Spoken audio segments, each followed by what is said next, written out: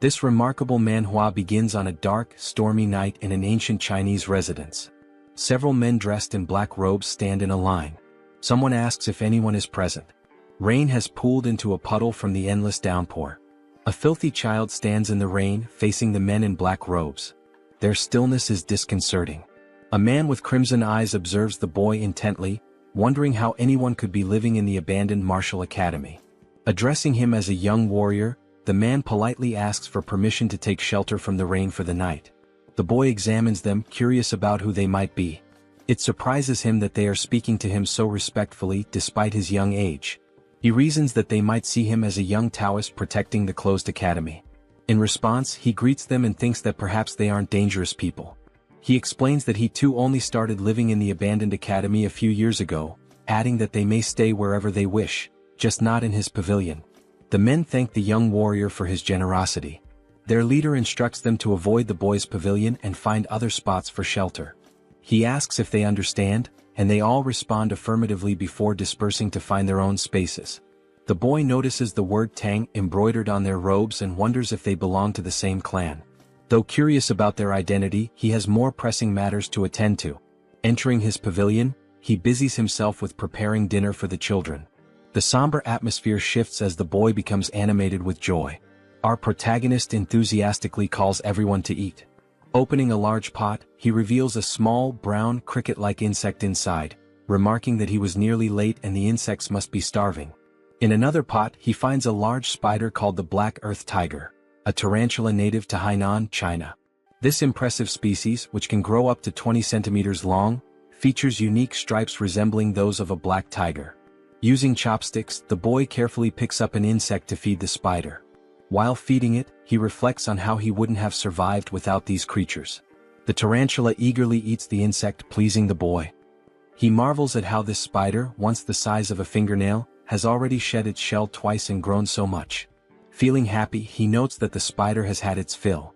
Next, the boy opens a drawer to reveal an orange lizard with white stripes, a bewangling cave gecko. This species is native to the region and recognized by its striped body and tail. The boy recalls how difficult it was to acquire such creatures in his previous life when he lacked money. Now he can find them everywhere. His life is filled with joy as he watches over them. While feeding the gecko, it bites his finger. Yelling loudly, he waves his hand to shake it off, but the gecko clings stubbornly. This incident reminds him of his past. Before inhabiting this body, the boy was a streamer named Spicy Fabry, a professional biologist with over 1 million subscribers. His content focused on venomous creatures, and his final live broadcast became his undoing. In a quest to showcase the 10 most dangerous vipers, he embarked on a journey to find the black mamba, known for its aggressive nature. During the live stream, he lamented that he couldn't find the snake and decided to take a break. Viewers joked about the possibility of it being in his house, but to his shock, the black mamba was indeed there, curled up on his refrigerator.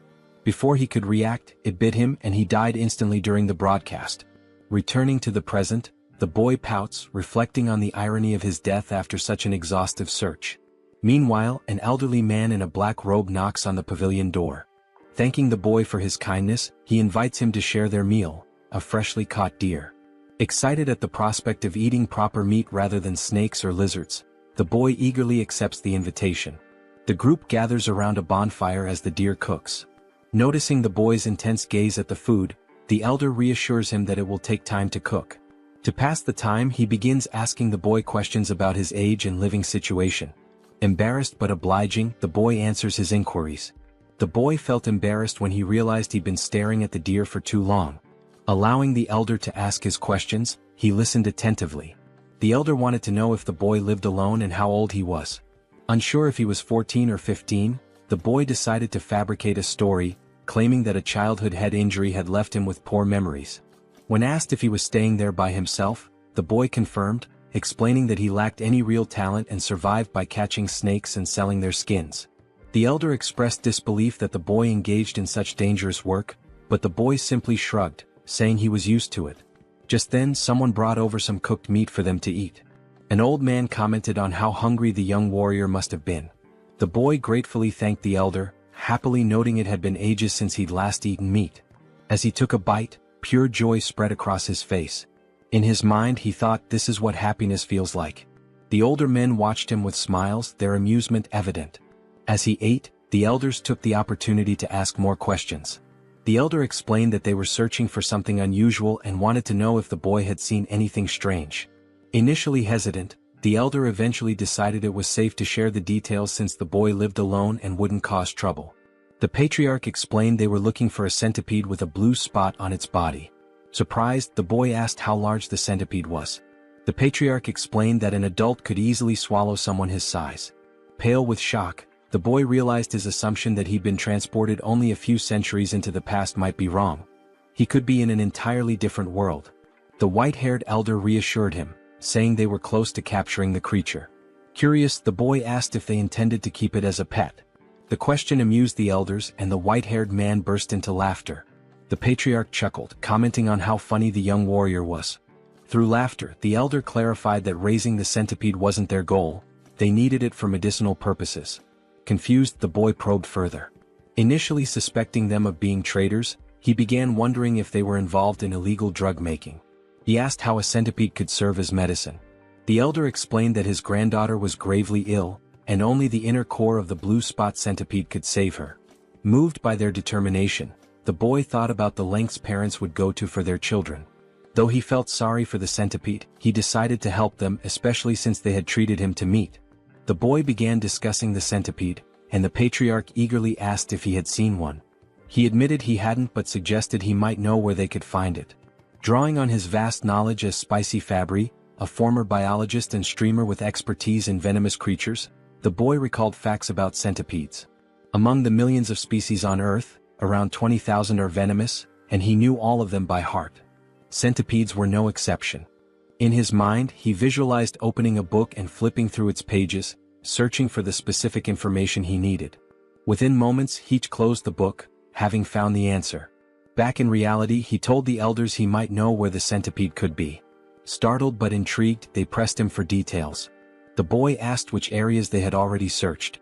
They explained they had explored to the north and east of the academy, primarily along the riverside during the day. Hearing this, the boy wasn't surprised by their lack of success. Smirking, he remarked, "Of course you couldn't find it." The elders, puzzled, demanded an explanation. The boy began to lecture, explaining that centipedes belong to the Arthropoda phylum and the Calopoda class, preparing to share his knowledge of their habits and habitats. Centipedes have a broad range of habitats, and being cold-blooded, they require shelter to regulate their body temperature and maintain humidity levels. Interestingly, unlike most insects with a waterproof outer layer, centipedes have weak waterproofing and pores in their shells, making them averse to wet environments. They thrive in high-humidity areas but avoid waterlogged places, as they can't survive long without moisture but dislike excessively damp conditions. Because of this, the blue spot centipede is unlikely to be found in jungles or near rivers. The elders were skeptical. They believed centipedes preferred environments like cracks in rotting wood. The boy clarified that while smaller centipedes might dwell there, the larger ones they were seeking wouldn't. Big centipedes avoid jungles and riverside rocks since these areas lack sufficient hiding spots. The elders exchanged glances, silently communicating. They then asked the boy where the centipede might be found. Promising a significant reward if he helped, the boy smiled and pointed westward, suggesting they search the Rocky Mountains in that direction. He explained that large centipedes rest under warm rocks during the day and come out at night. A few hours later, the search party scoured the Rocky Mountains. The patriarch climbed a tall, narrow rock, observing the surroundings. One of the men suggested that the young warrior might have been mistaken.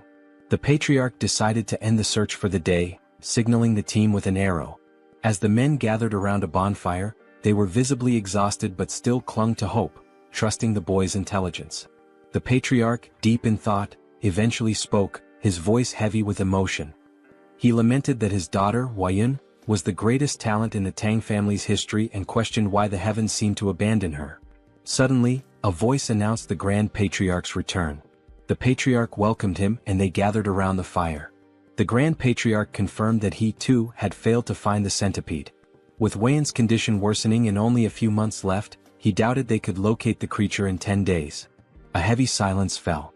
The patriarch suggested exploring the southern region the next day. The Grand Patriarch agreed but added that they hadn't found any traces so far. Hearing this, the patriarch suddenly burst into laughter, realizing something he had overlooked. He exclaimed that they were indeed in the right place. The Grand Patriarch was puzzled and asked if he had seen anything.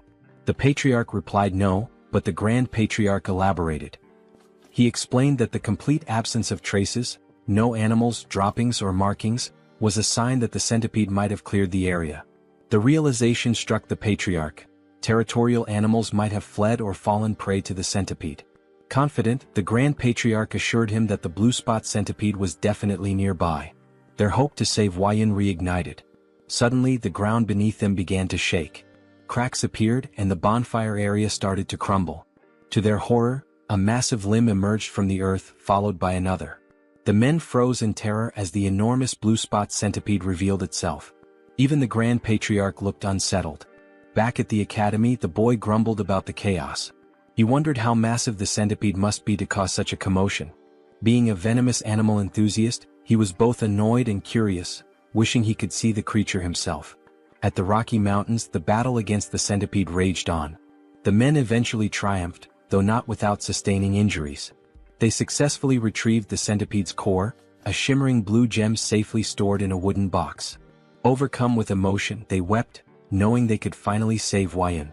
The Patriarch instructed the Grand Patriarch to lead the injured warriors to Sichuan for treatment. When asked why he wasn't coming, the Patriarch explained, "Grudges are carved in blood, but favors are carved in stone. That's the way we live." In summary, they still had matters to resolve. The Grand Patriarch finally understood and admitted how he had nearly made a grave mistake by focusing solely on Huayan. He agreed it would be appropriate to welcome the young warrior as a guest and grant his requests. The Patriarch instructed the injured warrior to receive treatment in the village while he went to visit the young warrior. He considered that the young warrior might also be curious about the recent events. Meanwhile, the young warrior was casually enjoying the company of 3 small yellow Pokemon-like creatures. The young warrior found himself in a peculiar situation. He had unexpectedly become the father to 3 blue spot centipedes. These tiny creatures, resembling caterpillars, were undeniably cute, especially as they affectionately rubbed against his face. Looking at the pot, a memory flashed in his mind. When he had brought the eggs home, he cleaned them and placed them on his nightstand. By the time he woke up, they had all hatched. 1 centipede happily rested on his head. Although the young warrior had anticipated the eggs might hatch, he hadn't expected it to happen so quickly. He tried to remove the centipedes clinging to his shoulders, but they refused to let go, treating him as their parent. A flashback revealed what had transpired the previous night. Driven by curiosity about the massive blue spot centipede, the young warrior had ventured into its lair, despite knowing the risks. During his search, he accidentally kicked an insect in frustration, causing him to lose his balance and drop his torch. Thankfully, the 3 eggs he had collected remained safe. Relieved that the rain had stopped, he realized how lucky he had been to retrieve the eggs without losing them. Determined to protect the eggs, he hurried back home, promising them a proper bath once he arrived. Back in the present, the young warrior felt satisfied that even though he couldn't see the live adult centipede, he had managed to save its offspring. He reminded himself that they wouldn't need food until after their second molting, but it was a challenge dealing with them constantly clinging to his body. Thinking of a solution, he smirked and decided to take a shower, hoping the water would make them leave him alone.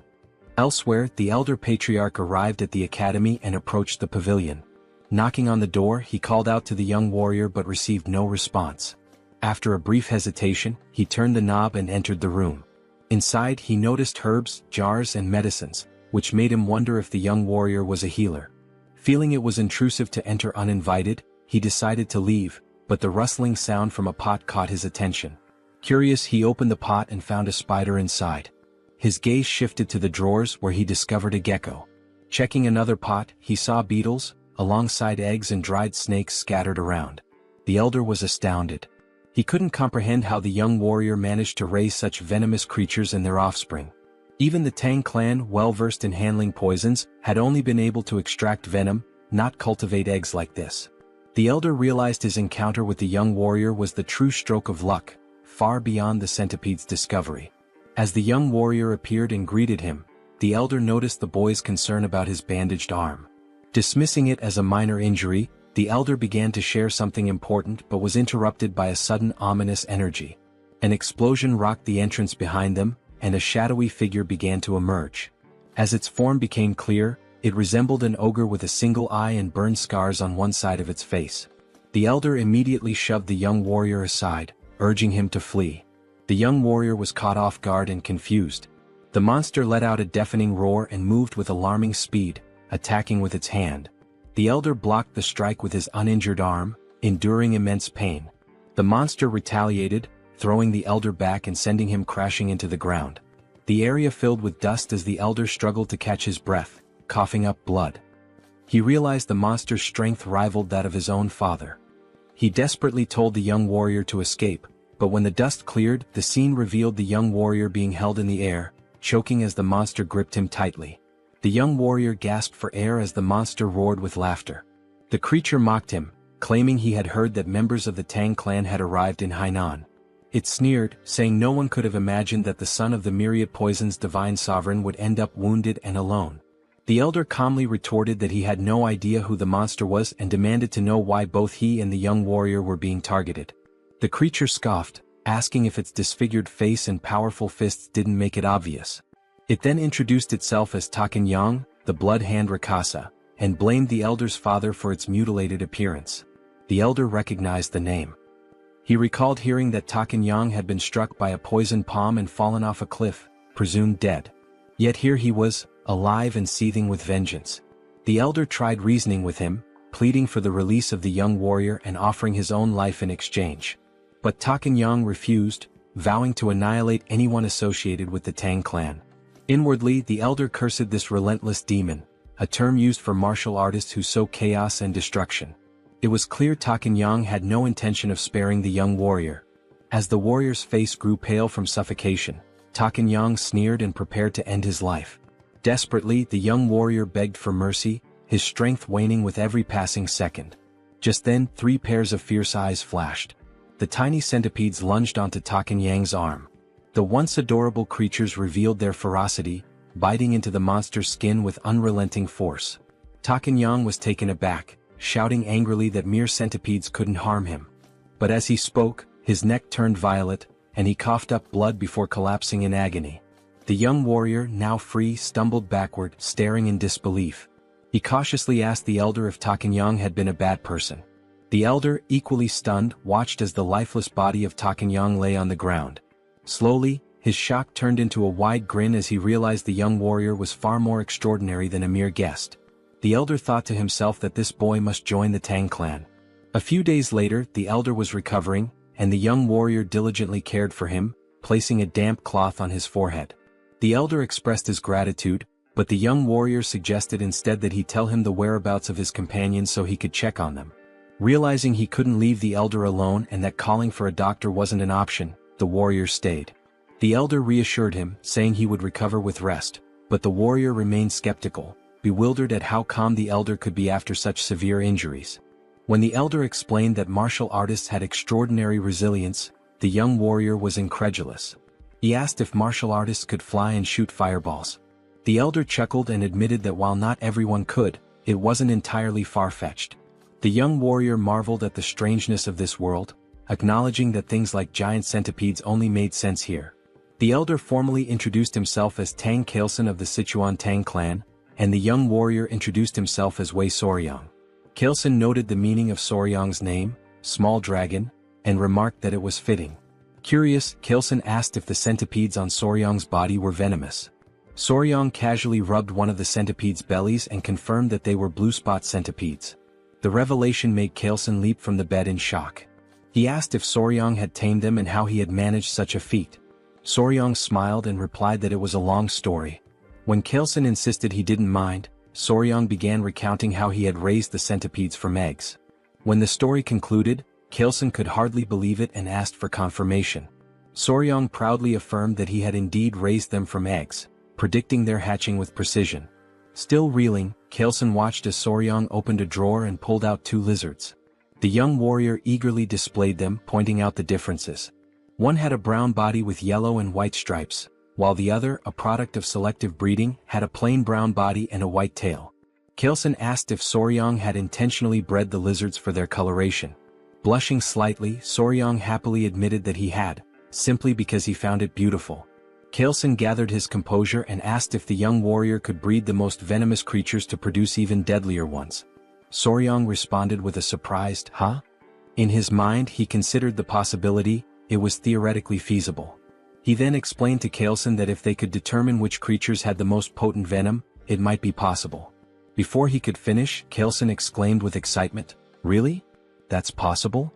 His enthusiasm startled Soryang. Without hesitation, Kaelson declared that Soryang should join his family immediately. This left Soryang completely bewildered. Kaelson sweetened the offer, promising that by joining the family, Soryang would gain access to their martial arts techniques, rare elixirs, herbs, and any poisons he desired. Kaelson further tempted him, saying someone of Soryang's skill could even capture or tame the legendary 10 great venomous creatures of the Central Plains. And if that wasn't enough, Kaelson casually mentioned one of the 3 flowers of the Central Plains, his daughter. Soryang shouted, "Hold on," and asked Kaelson to clarify what he had just said. Amused, Kaelson teased that while Soryang might be young, he was still a man. He continued talking about the flowers, but Soryang quickly interrupted, telling him to drop the subject. Shifting the topic, Soryang inquired about the 10 great venomous creatures, asking if they were as incredible as the blue spot centipede. Kaelson enthusiastically confirmed, explaining that while the blue spot centipede was remarkable, it ranked far below the legendary creatures. From giant scorpions to the golden frog that gleamed like gold, these creatures were beyond imagination. Kaelson grinned, sensing that he had piqued Soryang's interest. The young warrior's eyes sparkled with excitement. 2 days later, a member of the Tang clan arrived, alarmed by news of the blood hand Rakasa, Tak Anyang appearing. Kaelson explained that Anyang had been hiding and honing his martial arts, reaching a level close to his father's. The Tang clan members speculated that if the patriarch had sent Anyang to his demise, it might mean he had reached the realm of 10,000 poisons. They began congratulating him, but Kaelson clarified that he hadn't been the one to defeat Anyang, it was the young warrior. This revelation stunned the clan members. One of them immediately clasped Soryang's hands, expressing their gratitude for saving the patriarch. They even speculated if Soryang was an elder rejuvenated to a younger form. Soryang, confused by their assumptions, looked to the patriarch for clarification. Kaelson requested Soryang to reveal the truth. Understanding the signal, Soryang patted his chest and called out, "Come on out." The Tang clan members watched in amazement as Soryang's clothes rustled, and 3 tiny centipedes peeked out. Gasps of astonishment filled the room as the little creatures crawled forward. The clan members recognized them as blue spot centipedes, creatures known for their venom. Kaelson explained that these centipedes had been the ones to defeat Anyang. The clan marveled at the feat, as taming such creatures was unheard of. Kaelson then declared his decision to formally accept Soryang into the Tang clan, but Soryang hesitated, saying he needed more time to think. A clan member encouraged Soryang, emphasizing the great opportunity, while Kaelson urged him to prepare quickly, hinting at something important they couldn't delay. Kaelson then explained the sinister nature of Anyang's martial art, the blood hand poison claw, a dark technique requiring human blood and bone marrow to reach mastery. Soryang found it grotesque. Kaelson continued, stressing that if Anyang had left behind secret scrolls or disciples, they needed to eliminate them to prevent the resurgence of such dangerous martial arts. He also mentioned the possibility of rescuing any captives. The patriarch then asked if Soryang would assist, considering his familiarity with Hainan Island. Soryang appeared pensive, realizing that joining the Tang clan would be a lifelong commitment. He thought to himself that before committing, it was essential to observe the clan's dynamics, just like assessing a workplace during an internship. Soryang agreed to help once the patriarch recovered. They praised his decision, but Soryang privately resolved to use the opportunity to evaluate the Tang clan thoroughly. After 3 days, Kaelson was well enough to travel. Together, they journeyed to a village near an abandoned martial academy, suspected to be Anyang's base. There, they began investigating reports of missing villagers. An elderly man mentioned that 1 or 2 people typically go missing in the jungle each year, but there haven't been any patterns of regular disappearances. Chilson fell silent, lost in thought. They thanked the village chief for sharing the information. The chief replied humbly, expressing his honor in assisting the renowned patriarch of the Sichuan Tang clan. They then took their leave, though they hadn't uncovered any significant leads. As they made their way through the forest, Soryang remarked to Chilson that there didn't seem to be anything unusual about the village. Chilson explained that when Anyang had revealed himself, it had been in that area, but the exact location was difficult to pinpoint. Soryang found it equally strange that there were no traces left behind. Remembering Anyang's words, he suddenly had an idea. Soryang asked if Chilson recalled what Eunhyang had said when he appeared. Chilson admitted that he didn't, as he'd been knocked away by Eunhyang's attack at the time. Soryang reminded him that Eunhyang had claimed to have heard that the Tang clan had come to Hainan, implying someone had informed him of their presence. Soryang proposed they retrace their steps through the places the Tang clan had visited in Hainan and ask around with Eunhyang's portrait. The Tang clan members were taken aback by Soryang's quick thinking. It made sense that someone who had seen them would have tipped off Eunhyang.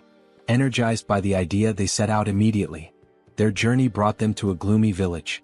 One Tang clan member reported hearing rumors at the Hainan port that this was the village they were looking for. Chilson confirmed it was a place where the Halai people lived, and he assumed they wouldn't be hostile. However, the village had an eerie, lifeless atmosphere. When the Tang clan called out, asking if anyone was around, a villager noticed them. The villagers appeared weak and sickly. An elderly man, possibly the village chief, approached while holding the hand of a frail little girl. 2 guards accompanied them, also looking unwell. Chilson introduced himself politely, while Soryang observed the interaction. He noticed how weak the child looked and how lifeless the villagers seemed. Soryang began suspecting something unusual. Many villagers appeared to have taken some kind of medicine. The chief denied that anything was wrong, insisting there were no missing villagers or unusual events. He abruptly told them to leave. When Chilson tried to point out the disproportion between the number of houses and the few people present, the chief cut him off, repeating that there was nothing of interest and urging them to leave again. Both Chilson and Soryang were puzzled. Chilson whispered to Soryang, wondering why the Halai people who should have been welcoming were acting this way. Soryang had no answer. Just then the little girl collapsed. Everyone was startled. The chief quickly cradled her in his arms, tears brimming in his eyes. He called out to her, saying she was his only remaining family and begging her not to leave him. The scene moved Chilson, who stepped forward and offered his help, explaining that he had some knowledge of medical arts. The chief hesitated and then asked if it was Central Plains medical knowledge. Chilson confirmed that, while he wasn't a physician, he had some expertise in medicine. The chief finally allowed him to examine the child. Before they entered, the chief explained that a plague had been spreading in the village, killing children and weakening healthy adults. He begged Chilson to try to save his granddaughter. Chilson promised to do his best. As they were ushered inside, Soryang asked a Tang clan member if the elder truly knew medical arts. The member explained that the Tang clan's deep knowledge of poisons also made them skilled in medicine.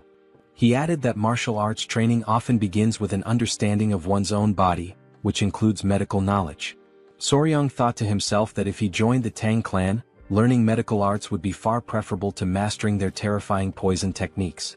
However, his thoughts were interrupted when the man casually mentioned that they sometimes tested poisons on captured criminals to study the effects. Soryang's expression turned comical as he realized this meant human experimentation, making him increasingly uneasy. Meanwhile, the streets of the village were eerily quiet. Inside one of the homes, Chilson sighed and explained that he had transferred some of his ki to the girl, stabilizing her breathing. The chief was overwhelmed with gratitude and begged them to save his only granddaughter. Chilson brought up an important point, noting that something seemed strange about the child's pulse. He asked if she had been born with a weak heart. The village chief explained that her illness began about 6 months ago. Not only his granddaughter but others in the village also started falling ill around the same time. They referred to it as a mysterious disease. That was why he initially told them to leave when they arrived at the village's entrance. Chilson reassured the chief, saying he would provide good medicine for the heart. He asked the chief to gather the villagers so they could distribute the remedy. Overcome with emotion, the chief burst into tears, expressing his heartfelt gratitude. Soryang quietly observed Chilson's actions with admiration. Later that night, as Chilson walked with Gu Pai, a member of the Tang clan, Pai acknowledged the effort Chilson had put into treating the villagers. Chilson thanked him before Pai inquired about the symptoms. Chilson explained they were unusual: lethargy, swollen eyes, mild fever, irregular pulses, but the most severe cases all involved heart issues. Curious, Chilson asked about Soryang's whereabouts. Pai replied that Soryang, likely exhausted from helping despite having no martial arts training, had gone to bed. Chilson agreed that it was understandable and decided to check on him. Pai offered to lead the way. When they entered Soryang's room, they found him sleeping soundly on the bed, with 3 centipedes resting in a basket nearby. Chilson observed from the doorway before suddenly stepping inside. Without hesitation, he raised his hand and slapped Soryang. Soryang jolted awake, clutching his stinging cheek, confused and in pain. He demanded to know why Kailson had hit him. Kailson, with a serious expression, apologized and explained there had been a bug on Soryong's face, and he had only wanted to get rid of it. Soryong looked at him skeptically but allowed Kailson to explain further. Kailson said he had come to check on him before going to bed but noticed the bug. In this region, venomous insects were common, so he had acted quickly to prevent any danger. He showed Soryong the bug, a large, unsettling creature. Soryong was startled by the sight and then seemed to piece something together. He asked Kailson if all the patients with different symptoms shared one common condition: arrhythmia. Kailson confirmed this. Soryong suddenly realized the source of the village's mysterious illness and pointed at the bug, declaring it the culprit. He identified the insect as a kissing bug, a member of the Reduviidae family. These bugs feed on blood, often biting near the eyes or lips, and are so discreet they can draw blood more quietly than a mosquito. Known as vampire or assassin bugs, they aren't venomous but carry harmful parasites in their stomachs. When they bite, their excrement can transmit diseases like Chagas disease, a deadly illness that ranks high among animal-caused human fatalities.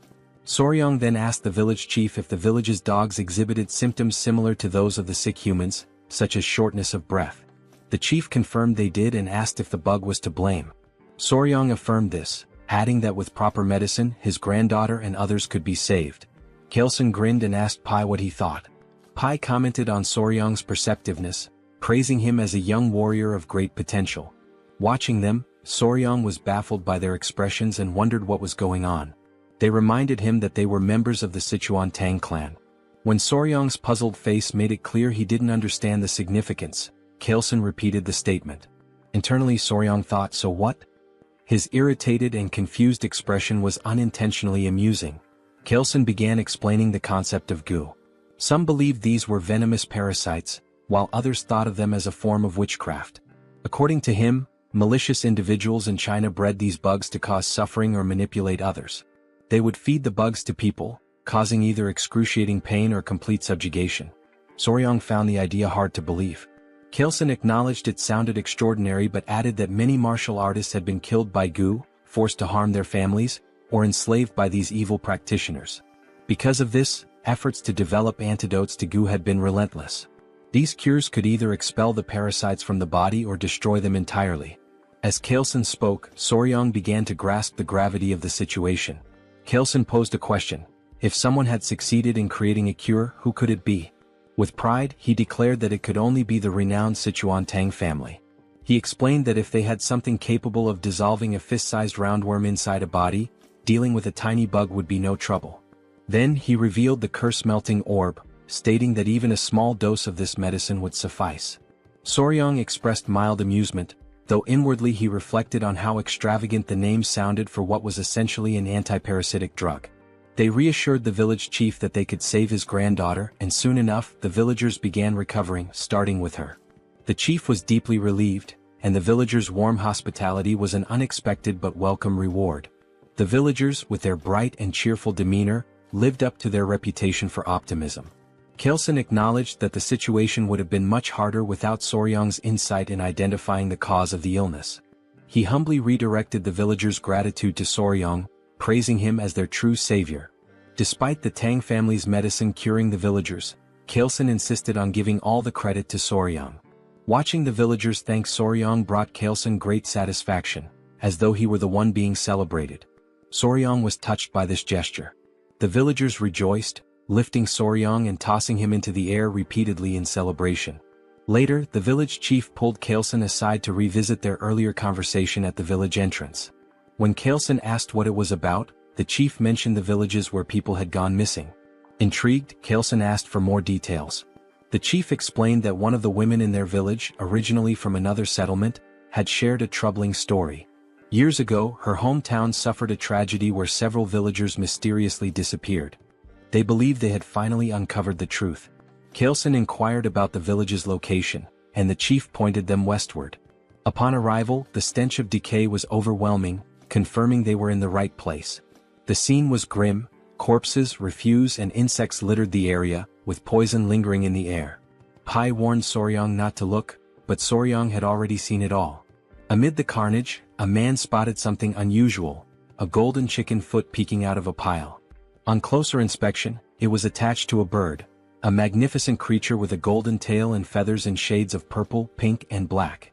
The bird radiated an almost magical aura. One of the men, angered by the bird's presence among the dead, hurled a rock at it despite Kalesen's attempt to stop him. The rock missed, but it caught the bird's attention.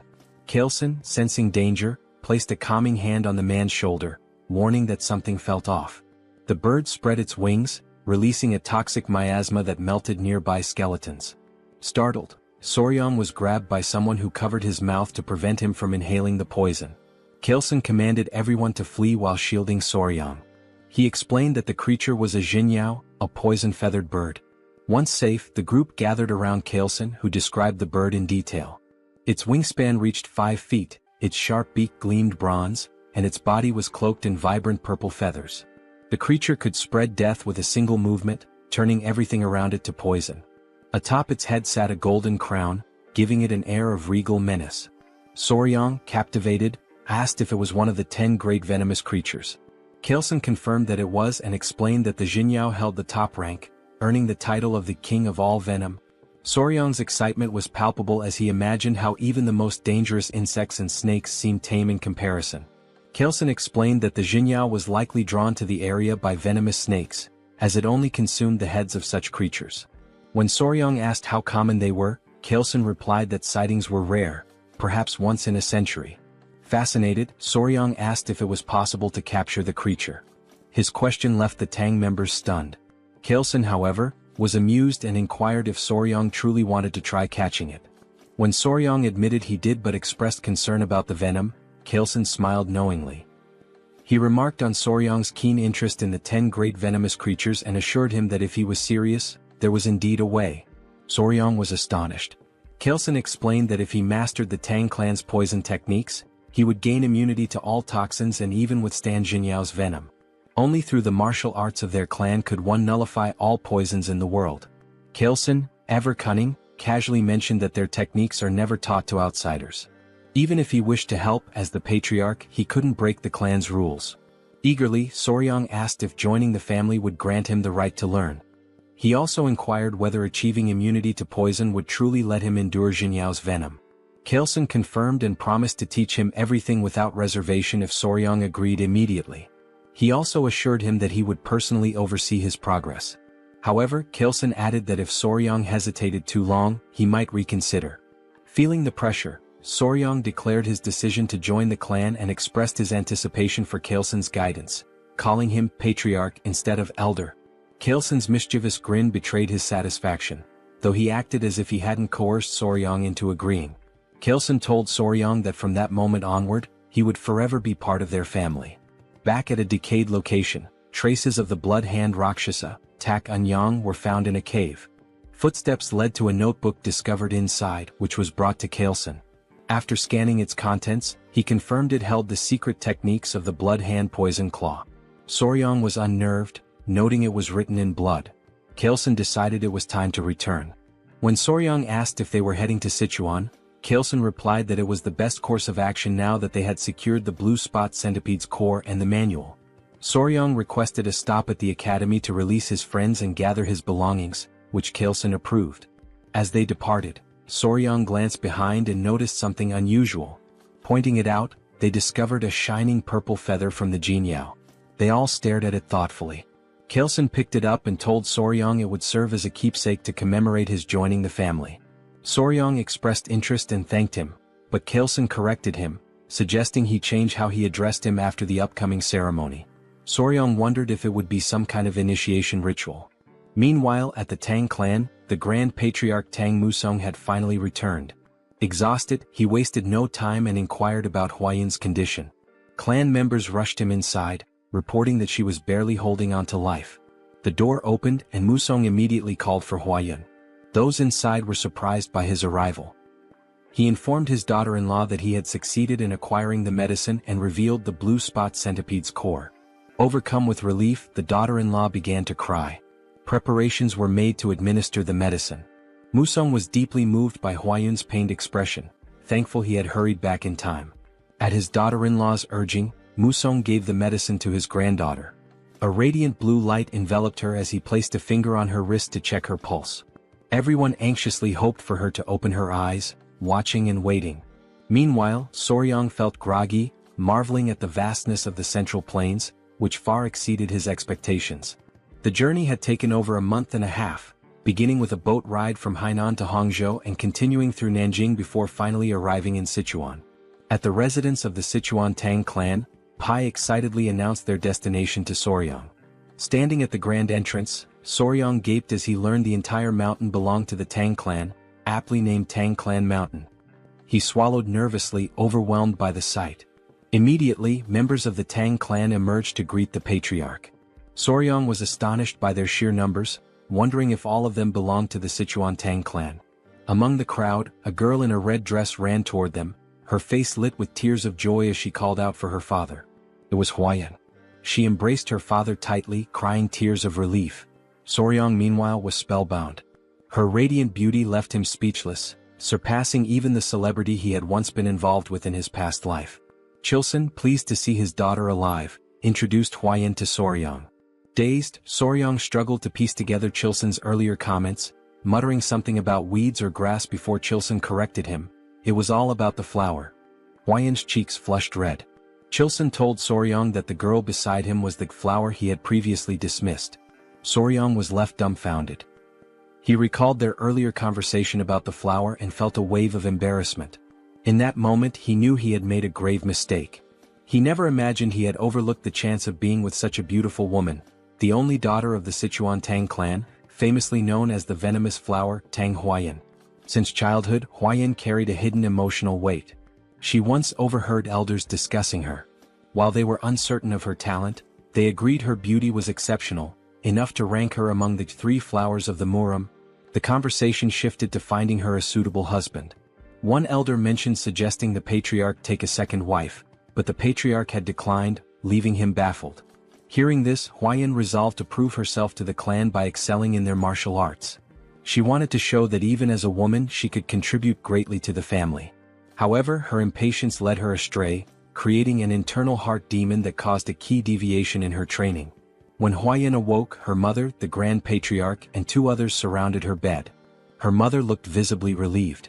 Tears streamed from Huayan's eyes as she apologized, lamenting that she had failed her family and lost all her inner cheat. Her grandfather, the Grand Patriarch, called her a brat and told her to stop crying.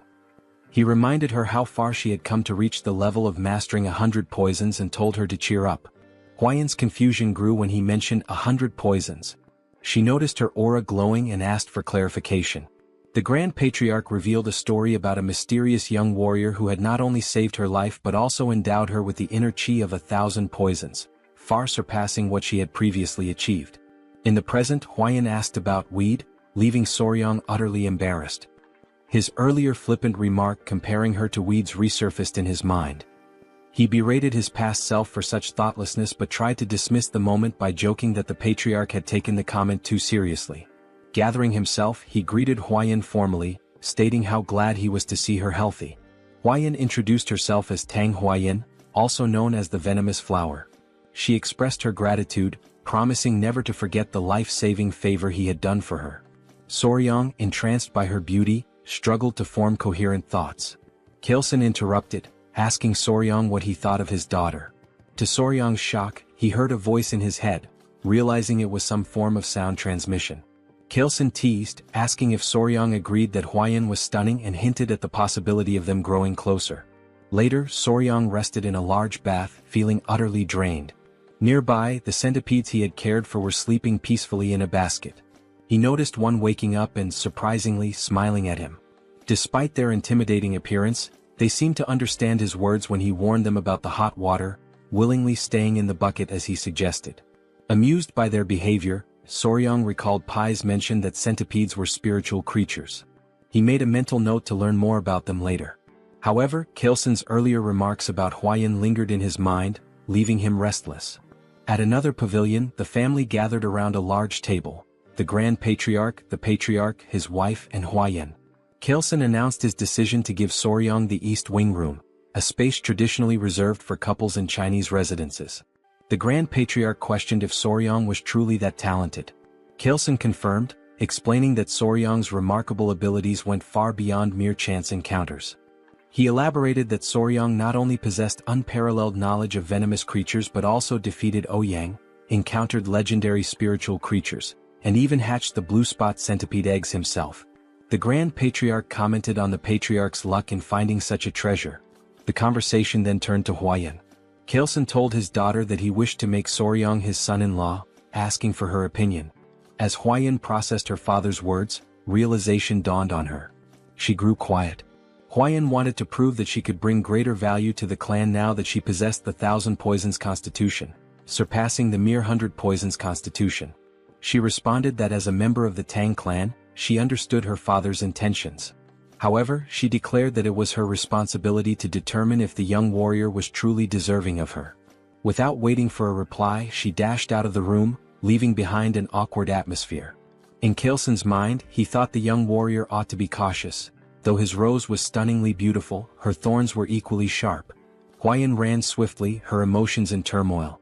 Now that she had achieved the 1,000 poisons constitution, she was determined not to stop there. She knew that unless she pushed further, the elders would never fully recognize her. She resolved to evaluate the young warrior thoroughly, from his abilities to his character.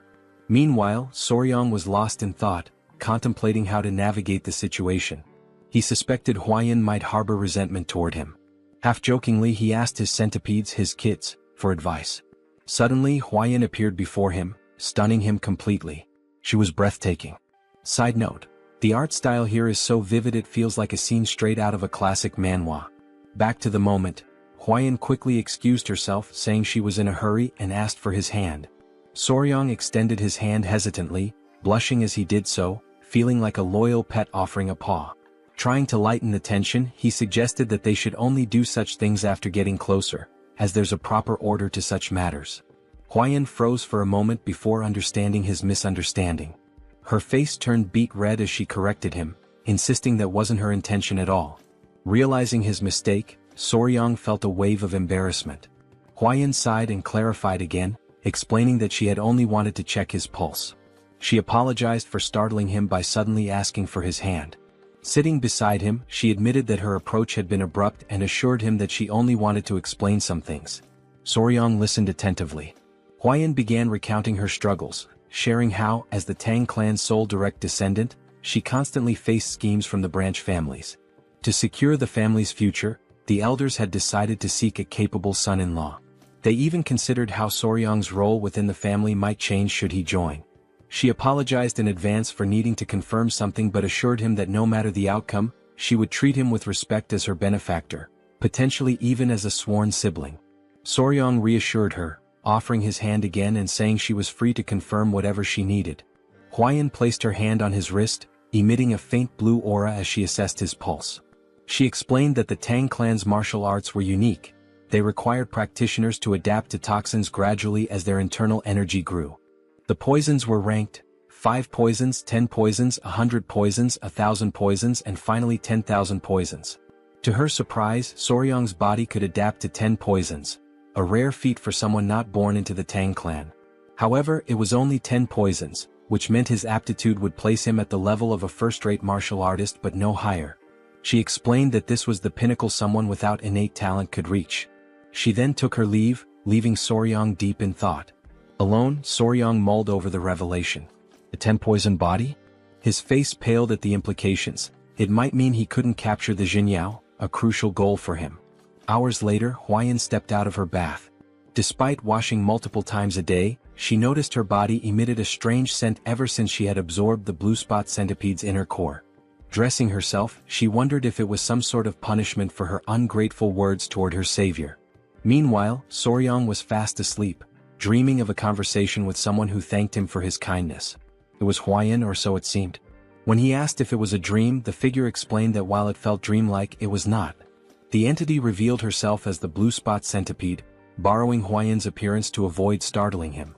She introduced herself as the mother of all the creatures Soryang had encountered. Just then, 3 small girls appeared, and Soryang deduced that they were the centipede's offspring.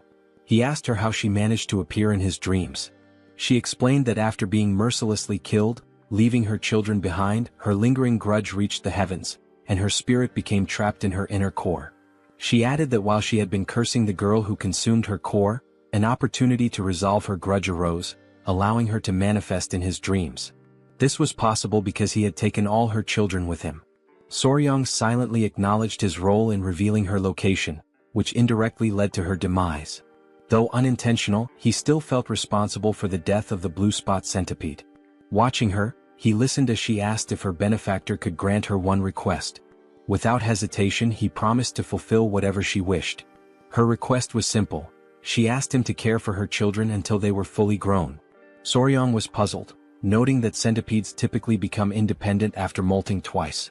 She clarified that while this was true for ordinary centipedes, her species was unique. Until her offspring molted twice, they required the flow of qi from their mother's inner core to survive. Only afterward could they sustain themselves by feeding on the qi of other beings.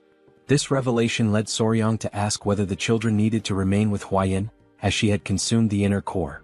The mother centipede explained the circumstances. She admitted that, in her anger, she had cursed Huayan, causing her body to emit a foul odor. The curse ensured no man would approach her, preventing her from ever having children. However, she was willing to lift the curse if her children were allowed to absorb the qi from Huayan's inner core. Perhaps in this way, Soryang could even win the girl's heart. Soryang considered her words carefully before smiling and responding that it didn't feel right. He couldn't take advantage of Huayan's predicament. The mother centipede admired his integrity and asked how he planned to handle the situation. She reminded him that Huayan sought strength in a man, and she couldn't magically procure the inner cores of the 10 great venomous creatures to aid him. This sparked an idea in Soryang. He asked her to trust him, assuring her that everything would work out. The next day, Soryang and Huayan sat side by side. Huayan now understood that the strange smell emanating from her body was due to the blue spot centipede's inner core. Soryang explained that by attaching the centipedes to her body every few days and letting them absorb the qi, the odor would naturally fade away. Huayan hesitated before asking if he was truly okay with helping her without asking for anything in return. She knew he could easily demand compensation for his assistance. Soryang smiled and told her he couldn't bring himself to exploit a woman's difficult situation, refusing to act shamelessly. Huayan was surprised by his response and felt guilty. She told him she couldn't continue accepting his kindness without offering something in return. Her father's words began to weigh more heavily on her. Seeing Soryang's selflessness made her realize that qualities beyond talent or martial prowess were important. Soryang then shared his own thoughts. Referring to her earlier remark about his 10-poison body, he revealed an ambitious plan. Since he could only absorb 10 types of toxins, he resolved to fill those slots with the toxins of the 10 most venomous creatures in the Central Plains. Huayan was shocked, interpreting his words as a bold declaration to become the strongest under the heavens, all for her sake. The thought made her cheeks flush. For Tang Huayan, one of the 3 flowers of Murim and the venomous flower of the Tang clan, this was the first time a man had made such an audacious confession to her. Blushing, she asked if he realized what he had just said. Soryang, confused, replied that he didn't. Huayan told him the path he spoke of would be incredibly difficult and demanding, potentially requiring 10, 20, or even a lifetime of effort. Soryang's face fell as he worried aloud about how long it might take, amusing Huayan as she continued to blush. Then, with growing embarrassment, Huayan brought up that Soryang was only 15 years old. She told him that in 3 years, when he came of age and was ready for marriage, if he succeeded in defeating even one of the 10 great venomous creatures by then, she would consider it. Blushing deeply, she admitted that if he succeeded, there might even be a possibility of a wedding. She cheered loudly, saying she would be rooting for him, then bolted away. Soryang was confused and called out to her. She stopped, turned around, and asked if there was anything else he wanted to say. He suggested that she get some rest and stay for a couple of hours. Embarrassed, she hesitated but eventually returned. He reassured her there was no need to worry since the little centipedes wouldn't bite. Gathering his kids, he told them to go to their mom instead of their dad. Hearing this made Huayan's face flush as red as a tomato. She asked him what he meant by calling them mom and dad, but Soryang quickly clarified that it wasn't what she thought. Meanwhile, Chilson, his wife, and Muziang were seated at the table discussing the young warrior's exceptional talent and how it seemed to have failed to win their daughter's heart. Muziang asked if anyone had seen them earlier that morning.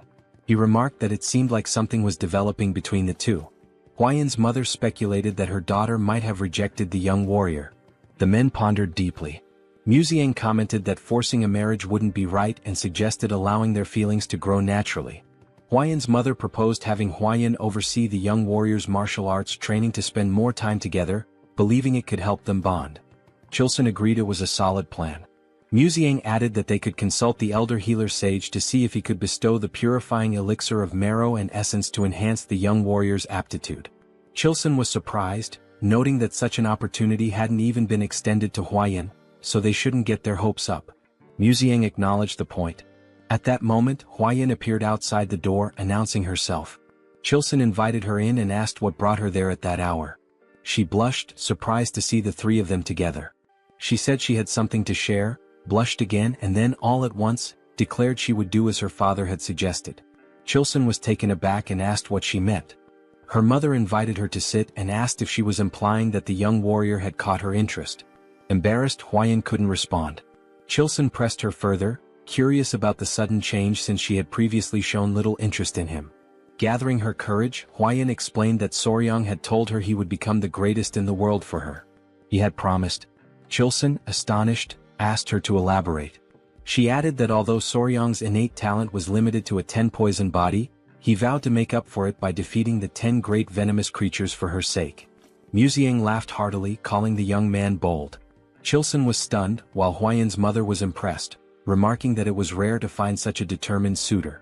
Huayan admitted that although her heart was inclined, she had told Soryang she would only agree to marriage if he could capture one of the 10 great venomous creatures before coming of age. Her father joked that she should have raised the bar to 3 creatures, while her mother commented that men often miss subtle hints. Huayan asked if she should go explain it to him. Her mother advised against it, reasoning that if Soryang didn't realize their tacit approval, he would only work harder. Muziang suggested treating him as a prospective son-in-law while pretending they were undecided, confident that his efforts would naturally lead him to become part of the family. Meanwhile, the mother centipede praised Soryang, telling him he had completely won Huayan's heart. Soryang replied that success came down to determination and persistence. She smiled warmly at him, calling him her benefactor. She then informed him that her lingering resentment had been resolved and her soul would soon ascend to the afterlife.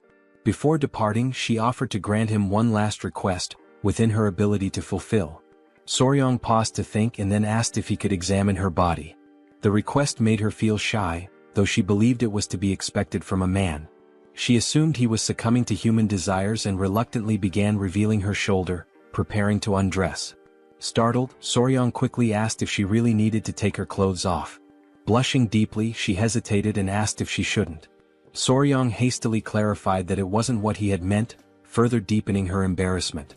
It was amusing to see the children covering their eyes. Soryang clarified that he only wanted to see the true appearance of a blue spot centipede. Realizing his intention, the centipede's mother hesitated, feeling a mix of dread and anticipation. Smoke enveloped the area, and she revealed her true form. Soryang gasped, overwhelmed by her magnificent and enormous appearance. His excitement was palpable. Without waiting for permission, he reached out to touch her, marveling at her size and asking endless questions. Was her body waterproof? How strong was her venom? Could he touch her legs, her antennae, even her fangs? The sheer enthusiasm in his voice was undeniable. The children continued covering their eyes, which only added to the charm of the moment. The centipede mother was slightly embarrassed by his passionate curiosity, particularly when he insisted on touching her fangs despite her warnings of their danger. She began to wonder if her daughters would truly be safe with a man like Soryang, whose touch carried an unusual energy. She couldn't help but laugh, finding it odd yet endearing how he drooled slightly while running his hands over her. Later, Chilson invited Soryang for tea. Chilson revealed that he'd learned everything from Huayan and declared that Soryang would be accepted as their son-in-law. Surprised, Soryang tried to clarify that he thought the arrangement was conditional and would require 3 years to finalize. Chilson dismissed his concerns, stating the marriage would naturally happen when he came of age. Huayan's mother warmly welcomed Soryang into the family, referring to him as her son-in-law. Mu Seong expressed his satisfaction, noting that Huayan had found an exceptional partner and that their clan would thrive even more. Soryang glanced at Huayan, perplexed by how quickly things had progressed. Despite his confusion, he decided to play along and replied politely that he looked forward to their guidance. When Mu Seong suggested getting started immediately, Soryang grew curious. Chilson explained that before Soryang could learn the Tang clan's poison arts, he must first experience the Hall of 10,000 Poisons. With a sly grin, Chelson assured him it was something he would undoubtedly appreciate. The family led Soryang to the hall, a place of great significance to the Tang clan. Soryang, excited by the prospect, assumed it was a treasure trove of poisons. However, as they walked, his attention drifted to Weiyan's side profile. He couldn't help but admire her beauty, likening the moment to a living portrait. His obvious admiration didn't go unnoticed by his in-laws, who exchanged amused glances. Chelson teased him, joking that if Soryang kept staring at his daughter like that, he might wear out her face. He reminded him that Weiyan was his woman now, yet Soryang gazed at her as though she were still untouchable. Weiyan's mother chimed in, noting that Soryang seemed utterly captivated by her. Both Weiyan and Soryang turned crimson with embarrassment. As they approached the hall, 3 men stood before a massive iron door. 2 muscular guards flanked a Tang clan official, who welcomed the Grand Patriarch and his grandson-in-law. At Muzian's command, the gates were opened. The guards strained against the weight of the colossal doors, forged from rare kunyu steel sourced from the southern wilderness. As the doors creaked open, Soryang observed the immense effort required. Though the gates finally yielded, the guards were visibly drained.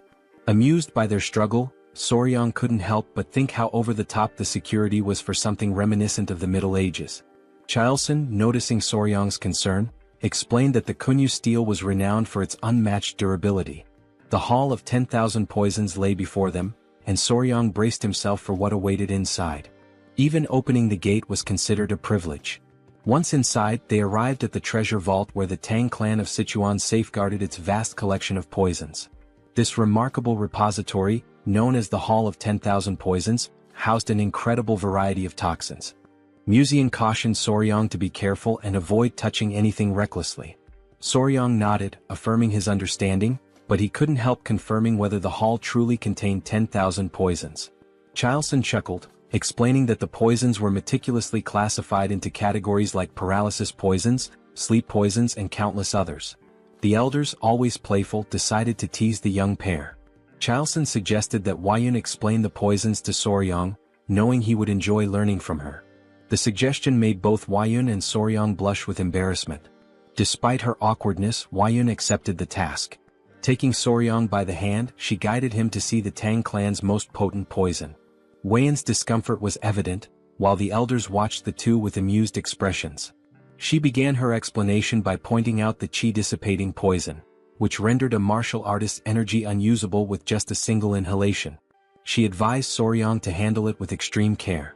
She then introduced other deadly poisons: the alimentary canal necrotizing poison, the spirit-destroying poison, the bloody pulp poison, and even the infamous 7-step soul-snatching poison. Each was immensely powerful, but Weiyan emphasized that the strongest poison of the Tang clan was something far beyond these. She handed Soryang a tiny seed. Confused, he noted to himself that it resembled a tiger bean. Weiyan explained that this seed, though small, contained the most powerful poison known, apart from the venoms of the 10 great venomous creatures. She revealed it as the seed of the castor plant, a symbol of the Tang clan. Soryang immediately recognized its significance. He thought of ricin, a deadly toxalbumin, lethal in minuscule amounts, infamous for its use during the Cold War and assassinations. Soryang muttered that the seed came closest to the Tang clan's ideal of a perfect poison: colorless, odorless, tasteless, and invisible. Weiyan elaborated, calling it golden poison. When used, its victims experienced what the Tang clan referred to as a golden death. She emphasized that the strongest poison wasn't about causing the most excruciating pain or the bloodiest death. It was about silent, swift, and untraceable lethality. The Tang clan's poison arts, she explained, embodied the principles of stealth and certainty. To Soryang, it felt like he was learning the methods of an assassin's guild. Muxiang interrupted, saying it was enough for now, and suggested they move on to see the venomous creatures Soryang had been so eager to encounter. He even offered Soryang the chance to oversee their care, with full support from the clan.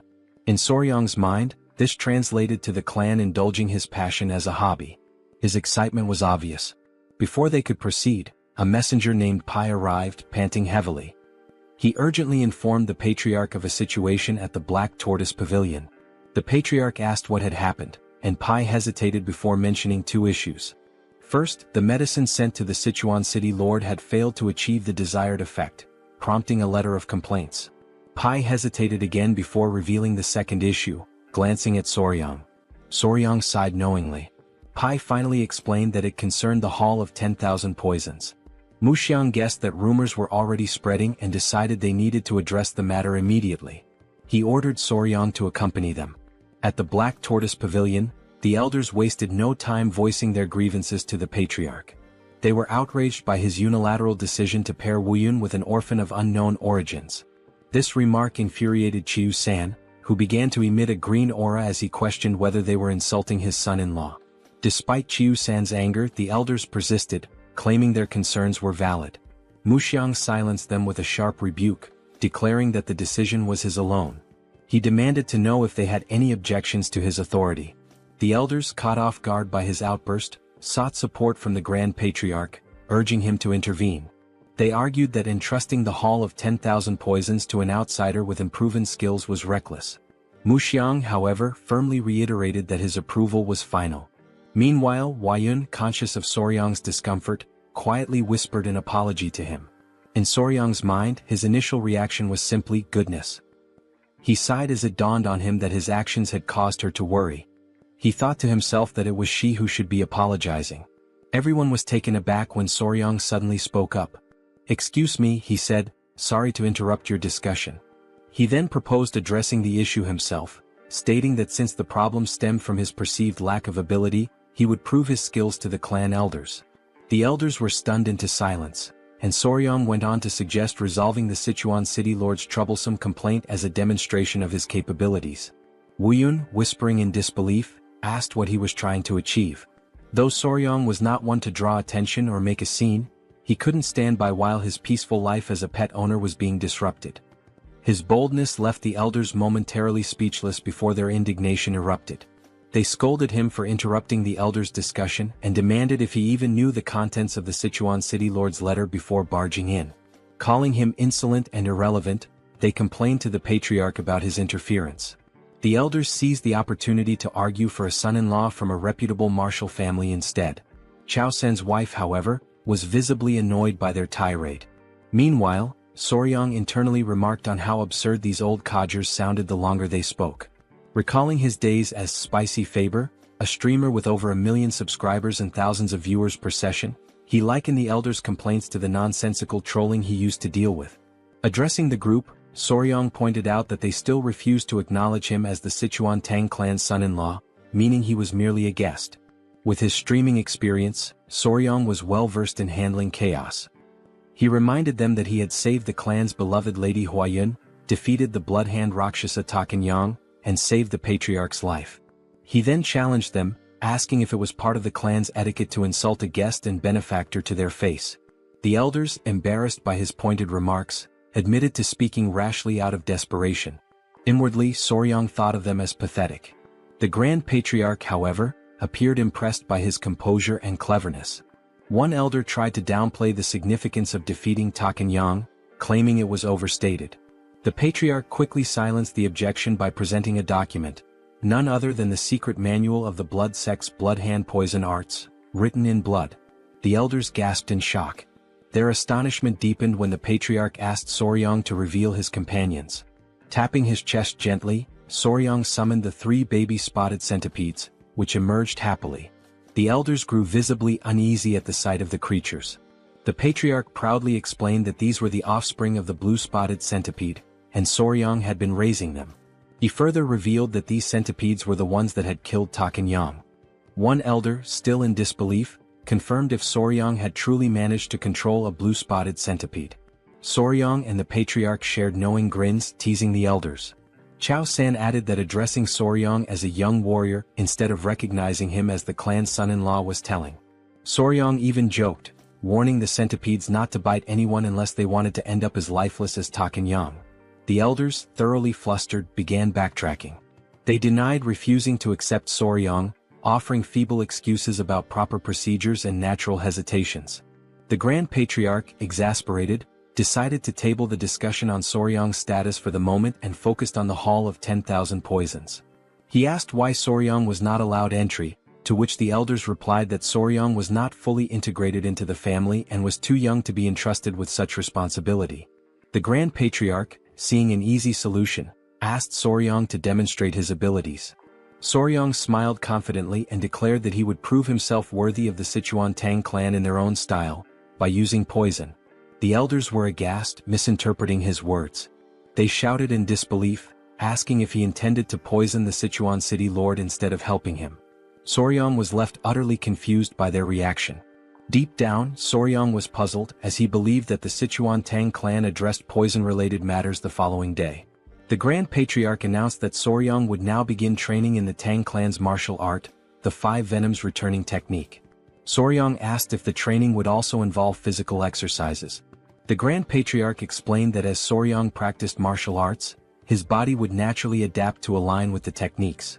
Mu Soryong further clarified that the Tang clan focused on practicality, so Soryong would learn skills that could be immediately applied in real situations. Mu Soryong unpacked an array of weapons: arrows, daggers, shuriken, and more. They started with concealed throwable weapons such as needles, coins, darts, powders, daggers, and throwing knives. Mu Soryong explained that while there were many unconventional concealed weapons, they could mostly be divided into 5 types. He asked Soryong which one he thought was the easiest to handle. Soryong guessed it was the dagger or throwing knife, which turned out to be correct. Then Mu Soryong inquired about the most difficult weapon. Soryong suggested powder, as it needed to be scattered effectively. However, Mu Soryong informed him that the needle was the most challenging. Surprised, Soryong assumed it was because the needle was small and thin, making it tricky to throw. Mu Soryong explained further, it wasn't just about the difficulty of throwing. Soryong would also need to remember exactly where he threw each needle. To demonstrate, Mu Soryong separated the head of a brush from its handle and made a quick motion. Suddenly, the brush's bristles floated in the air and transformed into needles, raining down and embedding themselves into the ground. Soryong was stunned by how the bristles acted like actual needles.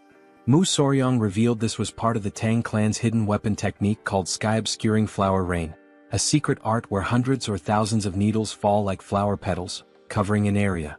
In Soryong's mind, it seemed like the technique involved scattering needles everywhere and then fighting on the same turf. He expressed concern that with an area filled with such needles, there would hardly be any space to move. Mu Soryong laughed and confirmed his assumption, adding that Soryong would have to remember the needles' positions to avoid falling victim to his own technique. To Soryong this seemed almost unbelievable. He broke into a sweat as he confirmed with Mu Soryong that he would need to remember the positions of needles that deflected opponents as well as those that missed their mark. Mu Soryong affirmed this, informing him that with the 5 Venoms body, he'd need to memorize at least 100 positions just to begin. Soryong turned pale at the thought. Afterward, Soryong collapsed face first onto the ground. Lady Huayan arrived, wearing a beekeeping suit, and asked if she looked ready. She explained that she had heard he was planning to catch a hornet and wondered if the suit was unnecessary. Soryong assured her it wasn't. Her suit would allow them to catch one themselves instead of waiting for it to come. Huayan asked if he knew where the hornet's nest was, and he replied that she'd understand once they arrived. Huayan informed him she had spotted a nest nearby, so they headed out together. As they walked, Huayan brought up the letter sent to the Sichuan city lord and asked if Soryong had read it. Soryong confirmed he had. Blushing, Huayan expressed concern that he might not fully understand the letter's contents due to his young age. Soryong responded confidently, remarking that yang qi, a man's vital energy, was indeed important. Embarrassed, Huayan quickly told him that was enough, but it was clear he already understood. The great issue troubling the Sichuan city lord, as Soryong revealed, was erectile dysfunction. His rot was no longer functioning. Huayan grew suspicious of Soryong's knowledge on the subject, given his age. Soryong brushed it off, explaining he had lived alone for some time. Embarrassed, Huayan quickened her pace. A few hours later they arrived at the forest. Soryong became distracted by the creatures there, and Huayan had to keep him focused until they reached their destination. The nest was located inside a small cave-like hollow, which seemed like an ideal spot for hornets. As they approached, Huayan asked what it meant to find a hive without bees. They put on their headgear as Soryong explained that while they were looking for hornets, they wouldn't be capturing any bees. Huayan was confused but followed his lead. They reached the hole, and Soryong explained that the venomous insect they sought was more likely to be found in smaller, weaker hives. Huayan hadn't known this but was relieved to see that the hive seemed to contain what they needed. An insect emerged from the hive, and with a swift movement, Soryong caught it using chopsticks. They hadn't come there to catch a hornet. The insect they were after was something else entirely. That tiny creature would solve the Sichuan city lord's problems. Huayan asked about the bug, wondering if it was a ground beetle. She guessed correctly. Soryong realized that in this world, the insect was indeed called a ground beetle. In the Central Plains, the bug found in the giant hornet's nest was known as a ground beetle, though in the modern world, it's referred to as a blister beetle. Huayan asked if it was normal for ground beetles to be found in a hornet nest. Soryong explained that their life cycle was quite unique. Blister beetles have an unusual method of reproduction. Unlike most insects that either guard their eggs or create a safe space for them to hatch, this little creature simply lays its eggs wherever it pleases. Soryong joked about how the blister beetle would tell its boss to hold on while it dropped some eggs before leaving, with no particular care about the location. It would just lay them anywhere, with the only consideration being to pile them in one spot. When the blister beetle larvae hatch, they start crawling toward the highest point nearby. Once they reach the top, they engage in an odd behavior. They cluster together and mimic a flower. This false flower then attracts bees, which mistake it for the real thing. When the bees approach, the larvae swarm onto a carpenter bee's body, taking over its home in an instant. Soryong wasn't sure why the larvae favored giant hornet nests, but it seemed to be the ideal environment for their growth. Huayan felt sorry for the giant hornets, but Soryong shrugged, saying there was nothing that could be done. Huayan knew that the bug caused burns on the skin and had heard that eating too much of it could even be deadly. Soryong confirmed this, explaining that the orange liquid released by a blister beetle contains cantharidin, a toxic substance that causes burns and blisters when it touches the skin. Huayan blushed and asked if it truly had such an effect. Soryong affirmed, adding that it also had the curious property of immediately raising a man's rod. Embarrassed, Huayan quickly told him to stop explaining. She encouraged him to return to the Hall of 10,000 Poisons. Soryong, however, wanted to catch a few more beetles. They had already secured the blister beetle, and once back at the Hall of 10,000 Poisons, Soryong began teaching the warriors how to prepare the medicine. He instructed them to listen carefully and explained that they needed to dry the ground beetles and grind them into powder. 1/10 of that powder was toxic and 3 ml of it could prove fatal. If a person consumed 3/10 of a ml per guan body weight, about half of them would die. Soryong requested that they prepare the medicine using only 1/10 of 1 ml of the poison, about the amount in 10 drops of liquid. To clarify, 1 ml equals 3.75 milligrams, and 1 guan equals 3.75 kilograms. He asked if they understood. Deep down, Soryong felt as if his brain might explode from the complexity. One warrior, removing his mask, remarked that Soryong's explanations were incredibly detailed. They never imagined he would be so skilled in mathematics. The warrior assured Soryong that they would make sure to succeed, no matter what. Soryong thanked them, saying he relied on their efforts. Later that evening, Musong was talking to Huayan about how surreal it was that ground beetles had such effects. He mentioned that this made him want to reconsider the poisons in the Tang clan's arsenal. Huayan agreed. Musong then brought up Soryong's remarkable talent in math. Huayan shared how Soryong had calculated the solution's concentration and estimated it to match the weight of 10 drops of liquid. Musong admitted that while he considered himself knowledgeable about poisons, Soryong was on an entirely different level. The more he learned about him, the more he realized what a gem the young man was. Teasing Huayan, Musong asked if she liked Soryong even more now. Huayan blushed, feeling flustered. She admitted that she regretted her hasty judgment in the beginning. Musong replied that as long as she made up for it going forward, that was what mattered. Musong then asked how they planned to test the medicine once it was ready. Huayan turned bright red, almost as if she were a tomato. She mentioned that the branch family elders were saying Soryong had been too insolent. Soryong responded confidently that he'd test it by confronting the clan elders directly. Musong was left speechless, his jaw hanging open in shock. He laughed loudly, finding the boy amusing. The next day, everyone gathered in the hall. The clan elders were doubtful. A warrior handed Soryong a wooden box and explained that he had mixed licorice powder and honey to make the medicine sweeter and easier to consume. Soryong was impressed by how much attention the man had paid to the smallest details. He asked the warrior if he had followed the instructions exactly. The warrior confirmed that he had done so carefully. Other clan members scoffed, saying they were making too big a deal out of it. They even questioned how amazing it could truly be.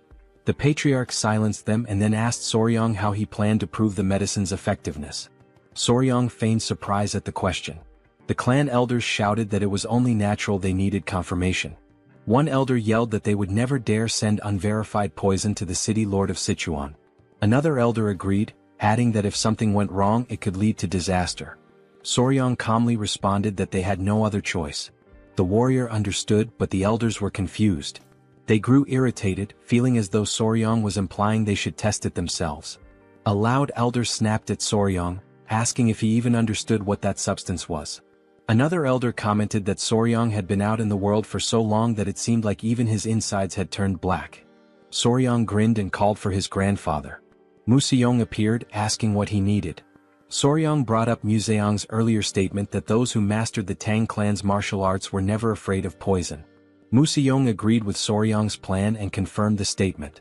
Soryang pointed out that the elders' reaction seemed to imply they were afraid. Museong agreed once more. Soryang taunted the great elders of a clan that was surely skilled in mastering 100 poisons. He used reverse psychology, saying that surely they weren't afraid of something as simple as ground beetle poison. This provoked the elder, who then split the medicine into two. He claimed they had no fear of such a trivial poison and consumed it. The elder warned Soryang that if the medicine didn't work, there would be consequences. The elder declared that they would uphold the laws and principles of the clan. They chewed the medicine and a tense silence followed. Then they smirked and declared that nothing was happening. However, one elder felt his manhood stir. The long slumber of the snake was over. Embarrassed, the elders quickly tried to hide their reactions, and from that day on, the clan's laws and principles were firmly set, with a hint of humor. The medicine was sent to the city lord of Sichuan, and its effects were proven to be excellent. A little later, the elders walked through the hall, holding their pants to hide the evidence. Soryang told Museong it had worked just as he had said. By provoking the elders with something related to poison, they had fallen for it immediately. Museong knew that the elders' actions were driven by their pride, but also by their concern for the clan. He advised Soryang not to resent them too much. Museong reminded him that, in the end, they were all family. Soryang nodded, understanding. Huayan hurried in, saying something terrible had happened. They asked what it was, and she explained that their children were acting strange. Soryang turned red and was taken aback. Museong, now serious, called for his grandson-in-law and grabbed him by the collar. He demanded to know what was going on and asked why they had children. Soryang was drenched in cold sweat. Still holding on, he said they hadn't even had a wedding ceremony yet. Huayin, her face flushing, shouted that they weren't human children. It was the centipede Soryang was raising. Soryang looked surprised and worried, quickly asking what had actually happened to the centipedes. He explained that he had been doing a lot of physical training lately and had asked Miss Huayin to look after them in the meantime. However, due to her recent efforts, she had completely forgotten about them. Suddenly concerned, he asked to see where his daughters were, but Huayin told him they weren't with her. The old man, witnessing this scene, was left in utter shock. Sometime later, the three small centipedes were shown looking sickly. Not understanding the situation, Soryang asked Huayin if it had happened suddenly. She confirmed, saying they had seemed fine earlier, and asked if he thought they were ill. Their colors looked pale and their shells appeared strange. Soryang quickly realized what was happening and reassured Huayin not to worry. He explained that the process was called molting, during which creatures like centipedes shed their hard shells. He added that it was likely the time for it to happen. Huayin, still uncertain, asked if it was truly okay, and Soryang reassured her it was natural and would happen soon. The first centipede started moving within its shell, and moments later, it broke out, revealing something unexpectedly adorable. Everyone was amazed at what they had just witnessed, and Huayin noticed the other two centipedes were also starting to crack their shells. Seconds later they emerged as well. Now gathered together, all three appeared twice as large and even more charming, leaving everyone captivated by their beauty. Huayin asked Soryang if he had names for them yet, but he admitted he hadn't thought about it. After a brief pause, he suggested calling them number 1, number 2, and number 3. Without hesitation, Huayin rejected the idea, saying such generic names wouldn't do. She explained that centipedes of this species could transform into dragons after living for 1,000 years and deserved names worthy of such grandeur. Soryang, skeptical, dismissed the notion that a centipede could become a dragon, even after a millennium. The old man nervously interrupted, laughing, and explained that these centipedes were known as heavenly dragons, meaning they would indeed transform. Realizing who had been spreading such nonsense, Soryang shook his head but continued thinking of suitable names. After a moment of contemplation, he proposed Nova, Myra, and Grace. Huayin was taken aback. Soryang explained the symbolism behind each name. The first, Nova, represented a beginning. The second, Myra, symbolized fragrance. The third, grace, stood for elegance or kindness. Huayin was charmed by the names and their meanings, agreeing that the father should indeed name his children. Sometime later, while strolling through the city, the now larger centipedes clung to Soryang's body again. As he sat down to rest, he noticed that although his training had strengthened him, it wasn't enough for their increased weight, but at least he could still move. Opening his mouth to comment on their added heaviness, one of the centipedes suddenly jumped and hit him square in the face. Now lying flat from the impact, he realized they were clinging to his entire body. As he mulled over the situation, he overheard a conversation nearby that caught his attention. Two men, carrying a bag of money, remarked on how extravagant the Tang clan of Sichuan was, planning to visit a brothel that night. They added that earning money had never been easier, sparking Soryang's curiosity. Later, the patriarch shared good news with Soryang. He asked if Soryang remembered the medicine they had sent to the elders some time ago. Soryang confirmed he did. The patriarch explained that the medicine had worked exceptionally well, mentioning that the Lord had sent a message of gratitude along with a generous reward, which delighted both Soryang and Huayin. The father-in-law praised Soryang for achieving something remarkable, admitting he hadn't expected to reap benefits so quickly from accepting him as a son-in-law. Soryang was pleased by the compliment. Finally, the patriarch suggested granting him one of his elixirs, urging him not to refuse out of modesty. Soryang pondered the benefits an elixir might bring. Excited, Huayin asked her father what type of elixir he was offering. He replied that it was the honey of the golden king bee. Soryang assumed it was just ordinary honey, but thought he should probably accept it since it might boost his internal energy and help him become a martial master. With a serious expression, Huayin called out her father, asking why he had mentioned giving a reward when in reality, it was just honey. Gripping Soryang's arm, she sternly said her father shouldn't be so stingy, emphasizing that Soryang's accomplishments weren't trivial. She also pointed out that the honey was a low-grade elixir. The patriarch, now looking downcast, explained that even though it was low-grade, it had been expensive to acquire. Huayin, visibly fuming, retorted that regardless of its cost, it was far too insignificant compared to what Soryang had achieved. The patriarch silently lamented how difficult it was to have a daughter. Unbothered by the argument, Soryang asked more about the golden king bee they were discussing. After a moment of thought, the father-in-law described the golden king bee as a venomous, mid-level creature found in forests. He explained that its size was comparable to that of a small dog. He added that consuming its honey provided internal energy equivalent to 2 full months of meditation. Soryang's eyes lit up, marveling at the idea of a bee as large as a dog. Meanwhile, Huayin excused herself, frustrated on Soryang's behalf. Thinking quickly, the father-in-law fabricated an excuse, saying he thought Soryang might enjoy seeing the golden king bee in person. The suggestion instantly lifted Soryang's mood, and he grew excited at the prospect of seeing the bee for himself. The father-in-law gave an approving nod, and Soryang became euphoric. He recalled how in his past life he used to harvest honey alone while filming videos for YouTube. Wasting no time, he ran off, proclaiming himself an expert on bees. The father-in-law followed, commenting that this had turned out to be a good idea. Huayin sighed deeply, realizing she would have to deal with this new situation. Thus began the journey to harvest the honey. Despite their advanced knowledge, when they arrived, they found two groups arguing over who had the right to collect the honey from that area. One group claimed they had purchased the information fairly, while the other argued that they had arrived first and had also bought the details from a man with messy hair and a large wart on his face. Soryang recalled having seen someone with those exact features before. One of the members of the Tang clan of Sichuan grew furious and shouted that those swindlers had insulted their clan. Upon hearing the name Tang clan, the entire opposing group was struck with fear. Moments earlier, the patriarch had gathered with the couple, warning Soryang to be cautious on his first journey outside. He reminded him not to forget that he was now a member of the Tang clan family. Soryang nodded, saying he understood.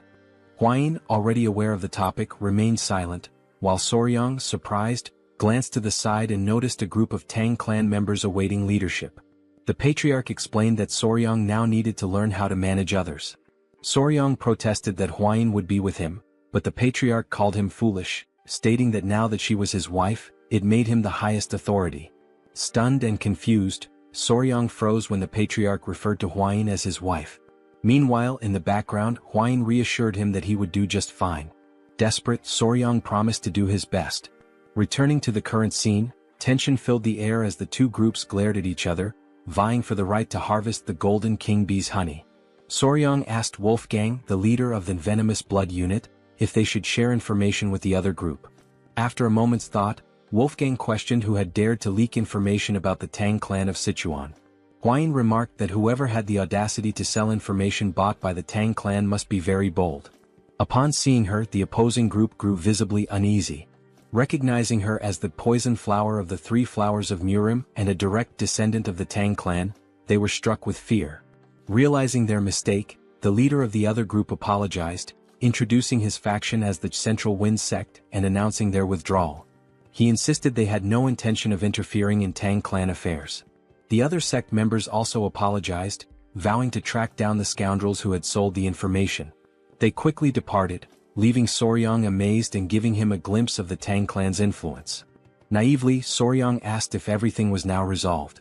However, Wolfgang, with his seasoned experience, responded that it wasn't over yet, explaining that groups with their reputations wouldn't back down so easily. Wolfgang then instructed his men to set up camp nearby and organize shifts for keeping watch, suspecting that the sect members were hiding and waiting for the right moment to strike. He ordered one of his subordinates to gather intelligence on the enemy. Huayin, noticing Soryang's uneasy expression, reassured him with her experience, but Soryang could only think about the honey. The scene shifted to the group observing the golden king bees from a hidden vantage point. The bees were indeed larger, about the size of small dogs. Soryang was captivated by their appearance, and Huayin admitted it was also her first time seeing such bees. The two noted how adorable the bees looked, with their golden fur making them appear even cuter. This was likely the reason they were called golden king bees. Soryang observed that their colony seemed quite small but reasoned that, considering their size, it made perfect sense. He explained that a small hive would usually house around 5,000 to 7,000 bees. This information caught Huayin off guard, prompting her to ask how he knew this without even entering the hive. Soryang replied that, based on his experience, he could deduce it simply by observing the number of bees entering and exiting the hive. Suddenly, someone approached them from behind. They turned to find it was the man sent to gather intelligence. He reported that he had located the sect, who had established themselves on the opposite side and appeared calm, likely waiting for the right moment to act. Wolfgang speculated that they were waiting for nightfall to use the Tang clan's technique to harvest the honey. Curious, Soryang asked about the technique. Wolfgang explained that it involved burning artemisia leaves, whose smoke would calm the bees, providing enough time to collect the honey. Soryang found the method ingenious. The scout then made an observation that left everyone tense. The wind was blowing in their direction. In the silence that followed, Soryang had an idea, pointing out that if the wind was blowing toward them, it would also mask their scent. Huayin agreed. Excited, Soryang leapt up, announcing he would make a quick visit to the hive. Huayin, alarmed, grabbed him to prevent him from approaching the venomous mid-level creatures. Holding onto his clothes, Huayin scolded him, while Soryang insisted he would only do it once. Meanwhile, they accidentally struck a stone, which bounced multiple times and landed near the tree that housed the bee colony. This left the pair frozen in terror. Before they could react, the bees poured out of the tree ready to attack. Realizing the danger, Huayin grabbed Soryang by the neck and bolted far away from the scene. After receiving a stern scolding for causing trouble, Soryang sat on a rock, deep in thought. He began pondering if there was another way to approach the situation. Lighting a fire against the wind could trap them between the sect and the hive. Additionally, he noted that these bees were different from the ones he was familiar with. They could detect vibrations from the ground several meters away. While he was lost in thought, someone approached him from behind. It was Huayin, who announced she had brought the children. She explained that they had finished their meal and were wandering off. Soryang thanked her for her concern. In a gentle tone, he asked the children to behave, and they chirped in agreement. Huayin then sat beside him, making Soryang visibly uneasy. She asked if there had been any progress, to which he replied that he needed more time to think and observe. She apologized, admitting she might be pressuring him too much. Clearly overwhelmed, Soryang insisted it was all in her head and assured her he wasn't feeling pressured. At that moment, Huayin noticed two monkeys near the tree, seemingly in a squabble, making quite a racket near the bees. She pointed out that one of the monkeys looked particularly aggressive. Soryang suddenly caught a strange scent and quickly asked Huayin if she could smell it too. She confirmed, noting it was a sweet aroma. Horrified, Soryang explained that the scent was pheromones released by the bees, signaling an imminent swarm. Without hesitation, Huayin grabbed him and leapt away to safety. From a secure distance she looked back, astonished. A massive swarm of golden king bees had emerged, attacking the noisy monkeys near the hive. The bees bit relentlessly, leaving the monkeys covered in painful welts. The poor creatures had no chance. Now hidden, Huayin asked Soryang how he knew the bees were going to attack, even before hearing their buzzing. He explained it was the sweet scent the bees had emitted. She remarked that now that he mentioned it, the smell resembled a flower's fragrance. Before she could finish her thought, Soryang interrupted, asking if she could distinguish the pheromones and recognize the scent. She confirmed, identifying it as the scent of magnolia flowers. This revelation brought a smile to Soryang's face. As he prepared to speak further, Huayin blushed, sensing his enthusiasm. With a mischievous grin, Soryang declared that he had found the perfect solution to deal with the meddlesome rebels targeting their bees.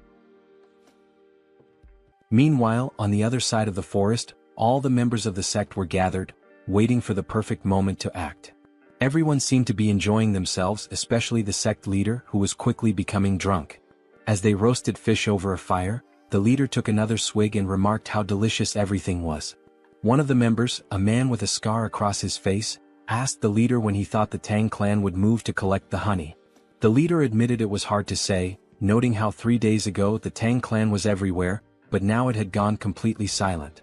He speculated that the Tang clan would likely act soon, a notion the scarred man agreed with. The leader then asked if they were certain they could make good money from this, which made everyone burst into laughter. The scarred man explained that candles made from the golden king bee's wax were treasures exclusively used by the imperial family. He added that the Tang clan would only take the honey and leave the hives behind, leaving them to claim the real prize. Excitement bubbled among the group at the thought of the Tang clan failing their honey collection. Malicious laughter echoed as they imagined not only getting the honey but also the hives. One of the men brought up Huayin, referring to her as the infamous poison master known as the 3 Flowers of Murim. He warned the group to keep an eye on her and ensure she didn't die at their hands, at least not yet. This suggestion was met with more wicked laughter as they entertained the thought of claiming Huayin for themselves, with one member suggesting that she might even become a Tang clan in-law. Another joked that favors like that needed to be returned. As they laughed, one of the henchmen suddenly noticed a strange scent wafting in from afar. Still joking, he suggested it must be the natural perfume of the poisonous flower, Huayin. Another, chuckling along, bet that even her natural scent was as intoxicating as that aroma. The wind carried the fragrance across the forest, accompanied by an unusual noise. The man who had been joking moments ago now froze in fear and asked the others what the smell was. As they turned their attention to the sky, their expressions changed to shock and terror. Against the backdrop of the moon, a massive, swirling cloud was descending. It was an uncountable swarm of golden king bees. 2 members screamed in panic, asking if that was really a swarm of bees, and the others confirmed their worst fears. Without wasting another moment, they all ran for their lives, scrambling to escape the incoming wave of golden king bees. The once adorable bees, with their shining golden eyes, were now on a rampage, attacking anything that moved. Within seconds, the swarm had done its work, leaving the sect members covered in painful welts caused by the bees' bites, just as they had done to the monkeys earlier. Meanwhile, the scene shifted to show the mixture of ingredients Soryang had prepared to produce the pheromone. It had been strategically placed on the ground so the wind could carry the scent toward the henchman's camp. Hidden behind trees and rocks, Soryang and Huayin watched as the bees mobilized, following the pheromone's trail. Huayin was astonished that the plan had actually worked, while the sect leader stood slack-jawed, amazed that the entire swarm was heading in one direction. Huayin turned to Soryang and asked how he had managed it, admitting she hadn't expected the bees to become so aggressive over the scent of flowers. Soryang, clearly excited, explained that the smell had triggered the bees to launch a full-scale attack. Curious, Huayin asked how simply crushing some flowers and fruits and spreading the juice could provoke such a response. Soryang, brimming with enthusiasm, explained that the specific scent acted as a signal for the bees. Using examples like the Giga Chad beetle and adorable bees, he elaborated that the phenomenon was due to pheromones, a type of chemical signal used by animals of the same species to communicate. He added that social insects like ants and wasps heavily relied on pheromones for tasks such as locating food. Finally, he explained that the pheromone he used was the exact same chemical signal the bees released when initiating a mass attack: isoamyl acetate. Huayin, enchanted by Soryang's explanation, said it was fascinating that he knew the scent emitted by magnolias was the same one bees used to signal an attack. Embarrassed by her praise, Soryang replied that what was truly fascinating was her ability to recognize those scents. She explained that as a descendant of the Tang clan, which specialized in poisons, she had to be highly sensitive to smells. Shifting focus from their explanations, Soryang noticed no bees were emerging from the hive. He concluded that this was the perfect moment to act and ventured into the Golden King bee's hive to harvest their honey. Holding smoldering mugwort leaves whose smoke soothed the bees, the trio moved cautiously, observing their surroundings. Standing at the entrance to the massive tree, surrounded by the silence of the night, the leader warned of the danger and insisted on going first. As he stepped inside, his eyes widened in amazement, marveling at how much larger the hive was than they had anticipated.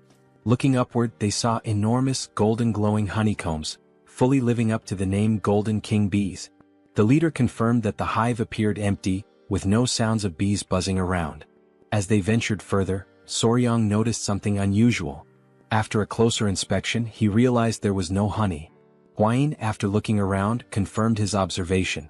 This struck the leader as odd, noting that such a thing had never happened before. Soryang also observed the absence of eggs in the hive. Curious, the leader asked if this might be related to the lack of honey. Drawing on his expertise, Soryang hypothesized that the bees were preparing to migrate. They must have consumed all their stored honey and carried it in their stomachs for the journey. He suggested this behavior might have been triggered by the frequent presence of humans nearby. Huayin agreed, stating that it made complete sense. Soryang elaborated that when bees prepare to migrate, the queen stops laying eggs because they can no longer care for larvae during their transition. While exploring the tree's interior, Soryang suddenly froze in shock. Hidden and camouflaged among the hive's remains, he spotted a lone Golden King bee that had been left behind. With a sly smile, Soryang turned to the leader and asked how long he could sustain his mobility techniques without resting. The leader, confused by the question, estimated he could manage about half a day. Before he could ask why Soryang wanted to know, a scout interrupted, urgently announcing that the Golden King bees were returning and they needed to leave immediately. On high alert, the leader ordered everyone to retreat. He told Soryang to abandon his search and get out of the hive. In the background, Soryang continued inspecting the hive until Huayin came to retrieve him. Grabbing him by his clothes, she insisted they leave immediately. They all dashed to safety, knowing that even the Tang clan's techniques to calm the bees wouldn't be enough to prevent an attack. As Soryang was dragged along, it became apparent that he had taken the Golden King bee and hidden it inside his clothes. Moments later, the group finally breathed a sigh of relief, grateful to have narrowly escaped a potential mass attack. Huayin expressed her relief at having made it out before the bees returned, only to pause when she noticed something moving inside Soryang's clothing. Horrified, she demanded to know what he was carrying. With a sheepish smile, Soryang revealed the Golden King bee queen and nonchalantly explained that, since they couldn't retrieve the honey, he had brought the one who could produce it. Everyone stood speechless, processing the situation. When the gravity of what he had done sank in, they were thrown into a panic, unsure of what to do next. The Golden King bee queen, ever adorable, emitted a soft sound that only emphasized her charm. Soryang, now grinning, turned to the squad leader and warned that the bees would soon realize their queen was missing and start chasing them. As if on cue, a massive swarm of Golden King bees, willing to sacrifice themselves for their queen, appeared on the horizon, heading straight for them.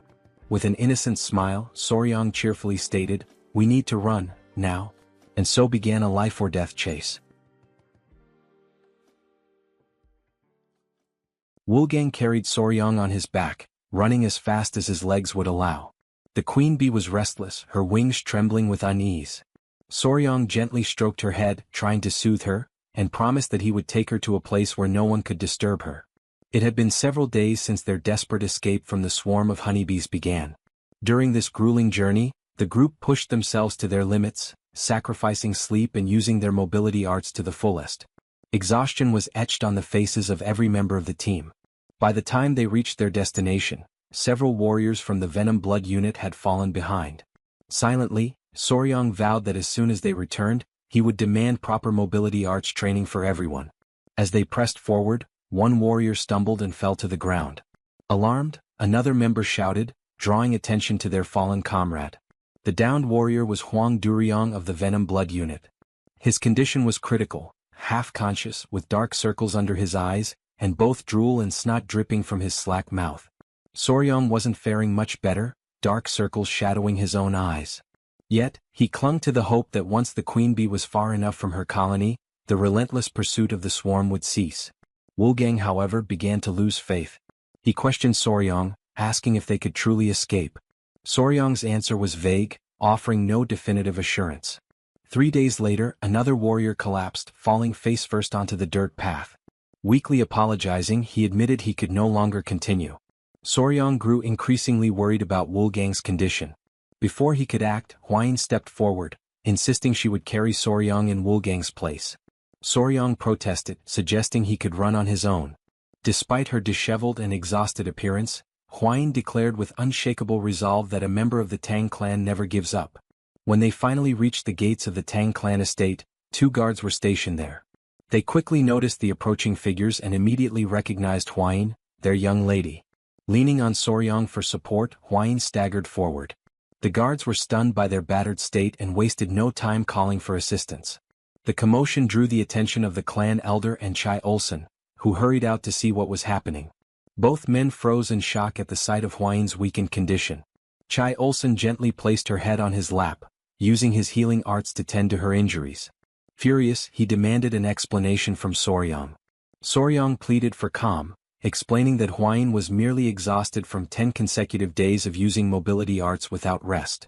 However, he didn't dwell on explanations and urged them to move immediately to the training grounds, insisting there was no time to waste. The elder, confused, asked for clarification. In response, Soryang reached into his clothing and revealed the golden-haired queen bee. He explained that the swarm would arrive soon and that they needed to prepare at the ancient grove in the training grounds. A heavy silence fell over the room, as everyone struggled to process what they had just heard. Finally, the elder broke the silence, bursting into laughter at the absurdity of the situation. Chai Olsen, however, was less amused. He reminded Soryang that his task was to gather honey, not bring the queen bee herself. With a firm grip, the elder placed his arm around Soryang's shoulders and declared they would head to the training grounds immediately. A startled cry escaped Soryang as the elder effortlessly lifted him and began running at breakneck speed. Midway through, Soryang shouted, alarmed. "What's wrong now?" the elder asked. "The bees, they're coming our way," Soryang exclaimed. The elder turned to see a massive cloud of bees swarming after them. "Did you bring the entire colony with you?" he asked, incredulous. The two quickened their pace, racing toward the ancient grove. Soryang's body strained to endure the overwhelming speed, but the elder's secure grip held him steady, like a living seatbelt. At last they arrived. Soryang approached the tree and gently addressed the golden-haired queen bee, explaining that this was the safe haven he had promised her, a new home where she would be undisturbed. With care, Soryang released the queen bee, asking, "Not bad, right?" The queen bee emitted a soft, melodic sound as if acknowledging his words. She inspected the tree and turned back to Soryang, her excitement evident.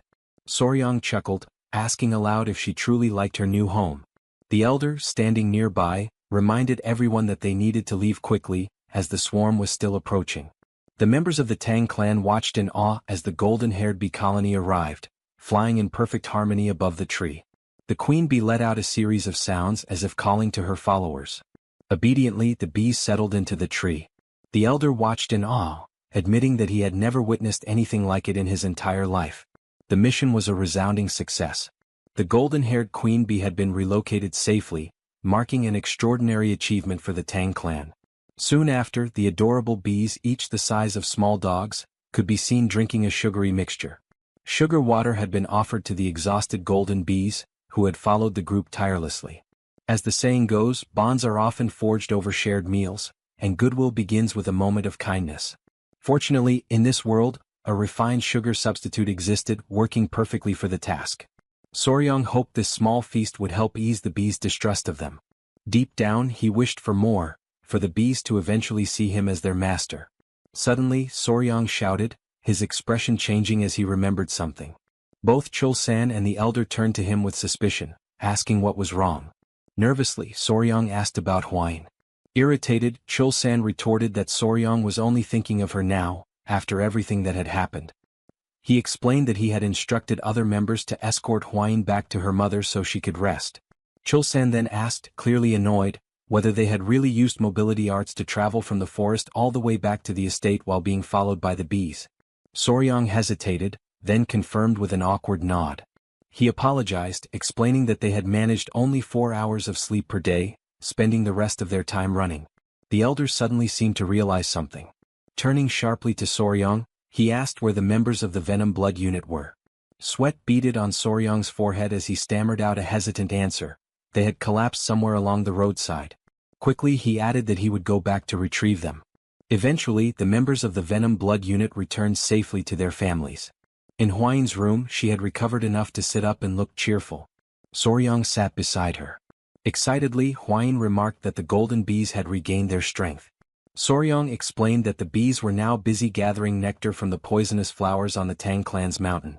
Hwain laughed, commenting on how adorable it was. At that moment, someone burst into the room, calling Soryong's name urgently.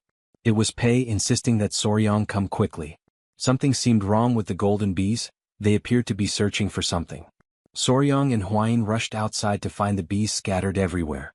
As soon as the bees spotted Soryong, they swarmed toward him, clinging to his clothes and tugging at his shirt. Confused, Soryong couldn't make sense of their behavior. The bees tugged harder, lifting him off the ground. Hwain watched in astonishment as Soryong floated in midair, arms outstretched and legs stiff, forming a T-shape. After a moment, the bees set him back down. Still dazed, Soryong asked what was going on and why they were acting so strangely. The bees began nudging him toward the hive and he finally understood. They wanted him to go inside. Looking around, Soryong noticed that the bees had already begun constructing part of their hive and were diligently collecting honey. That's when he saw the queen bee approaching him. Extending his palms, he asked if she needed help climbing up. Before he could react, the other bees grabbed him again, pinning him in place. One even pinched his cheek. Soryong glanced at the queen bee, noting her elegant and surprisingly charming appearance. And then, to his utter shock, the queen bee closed her eyes and leaned toward him. Panic surged through Soryong, but he didn't have time to protest. The queen bee pressed her lips to his. He felt something placed in his mouth and instinctively swallowed. Immediately, the other bees released him and the queen bee stepped back. Face blazing red, Soryong shouted at her, utterly mortified. "That was my first kiss. What were you thinking?" But before he could say more, an intense wave of pain shot through his body. He collapsed to the ground, writhing in agony. "What did you give me?" Soryong wondered in his mind. From his perspective, the queen bee watched him with an enigmatic expression, leaving him completely bewildered. Meanwhile, Soryong was lying on the ground, writhing in pain, while the queen bee observed him passively. As he agonized on the ground, he noticed that beneath the strange discomfort, like an intense itch, his entire body was engulfed in overwhelming heat, and his heart was racing uncontrollably. He turned toward the queen bee beside him, still struggling, and demanded to know what she had made him eat. She simply stared at him adorably, offering no response as his senses began to fade and his eyelids grew heavy. A few minutes later, still unconscious, Soryong heard someone calling his name over and over. When he partially opened his eyes, he saw Hwain and the Great Elder. Hwain, frantic, exclaimed that something was seriously wrong with him, and the elder confirmed, saying it seemed he had ingested a highly potent elixir. Soryong fainted again as Hwain pleaded for him to hold on, promising to guide his chi. Moments later, Soryong regained full consciousness. He woke to find Hwain beside him, worry etched across her face as she asked if he was okay. He sat up in bed, scratching his head and asked where they were. She explained they were in the Tang clan's medical wing. Hwain elaborated, saying that when she saw him being dragged off by the queen bee, she and the elder immediately ran to the hive. By the time they arrived he was already unconscious, so they brought him there. She asked if he remembered what had happened at the hive. Soryong paused to think. It was then that he realized his first kiss in this world had been with the queen bee. Embarrassed, he flushed deeply. Hwain, still concerned, asked if he was feeling all right and if there was anything wrong with his body. She offered to call the Great Elder for his expertise if necessary. Looking down at his hands, Soryong shook his head and said there was no need. After letting out a long sigh, he decided to explain what had really happened. He told her that the queen bee had fed him the same food she eats, which was undoubtedly the cause of everything. Curious, Hwain asked what exactly he had eaten. Soryong admitted he didn't know the exact name but said that if he had to name it, he would call it the king bee elixir. Hwain was shocked. He went on to explain that worker bees collect nectar and pollen for sustenance and that only those dedicated to their labor consume it. Still puzzled, Hwain asked what the queen bee eats. Soryong replied that from birth to death, the the queen bee exclusively consumes the elixir made by the worker bees. In other words, he explained, the substance the queen bee had forced him to consume was royal jelly.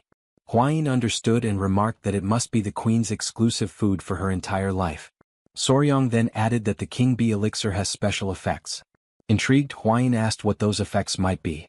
Excitedly, Soryong explained that while worker bees typically live for about a month and a half, the queen bee, sustained solely by the elixir, can live up to 690 times longer. Huayin, startled by his enthusiasm, told him to calm down. She concluded that the mystery was solved and there was no reason to worry. She noted that the internal cultivation method he had practiced, the 5 venoms return technique, was only a beginner-level technique, so he couldn't absorb the elixir's full power. She also mentioned that the honey from the bees carried 2 months' worth of internal energy, but he had essentially absorbed 60 times that amount, equivalent to 10 years of internal energy. She added that he was incredibly lucky. As he felt the surge of blue energy coursing through his body, Soryong realized just how fortunate he had been. Huayin, bashful and fiddling with her hair, hesitantly suggested that he should check himself in a silver mirror later. Blushing, she hinted that the golden king bee elixir might have had other effects. Wide-eyed, Soryong demanded to know what effects she was talking about and what the silver mirror was for. When he looked into the mirror, he noticed something was different. His body was taller, his abs were defined, and even his hair had grown longer. Examining himself further, he realized there was definitely something unusual. He questioned whether royal jelly always had such effects. He noted that his cultivation had improved significantly and that his skin was unbelievably soft, almost like a woman's. Panic set in as he wondered if he was turning into a woman since the substance he had consumed was meant exclusively for the queen. Determined to confirm, he decided there was only one way to check, by analyzing his baseball bat. After a meticulous inspection, he was relieved to find everything intact, or perhaps even slightly enhanced. Relieved, Soryong lay down on the floor and realized everything was where it should be. Huayin mentioned that the elder had guided his qi, otherwise the outcome could have been disastrous.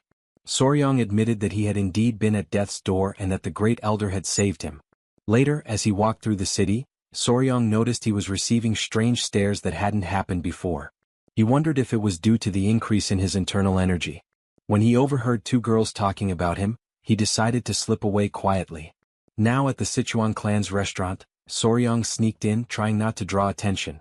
However, Huayin's mother noticed him as he arrived while everyone was being served at the table, which was adorned with several beautiful dishes.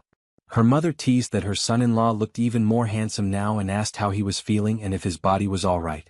Soryong replied that he was fine and apologized for causing any worry. She told him not to fret and said that it was now something to celebrate. After all, his skin looked amazing and Huayin must be feeling jealous. Embarrassed, Huayin blushed deeply. Flustered, she urged everyone to stop teasing and to take their seats. With everyone gathered around the table, the servants began serving the meal. Huayin's father asked if Soryong was feeling better, to which he replied yes and apologized again for causing concern. Soryong also took the opportunity to thank the elder, saying he had heard how well he had taken care of him. The elder graciously acknowledged the gratitude and commented that Soryong seemed to have had a stroke of good fortune. At this, Huayin's father and the elder turned to Soryong and asked if he could explain what had happened.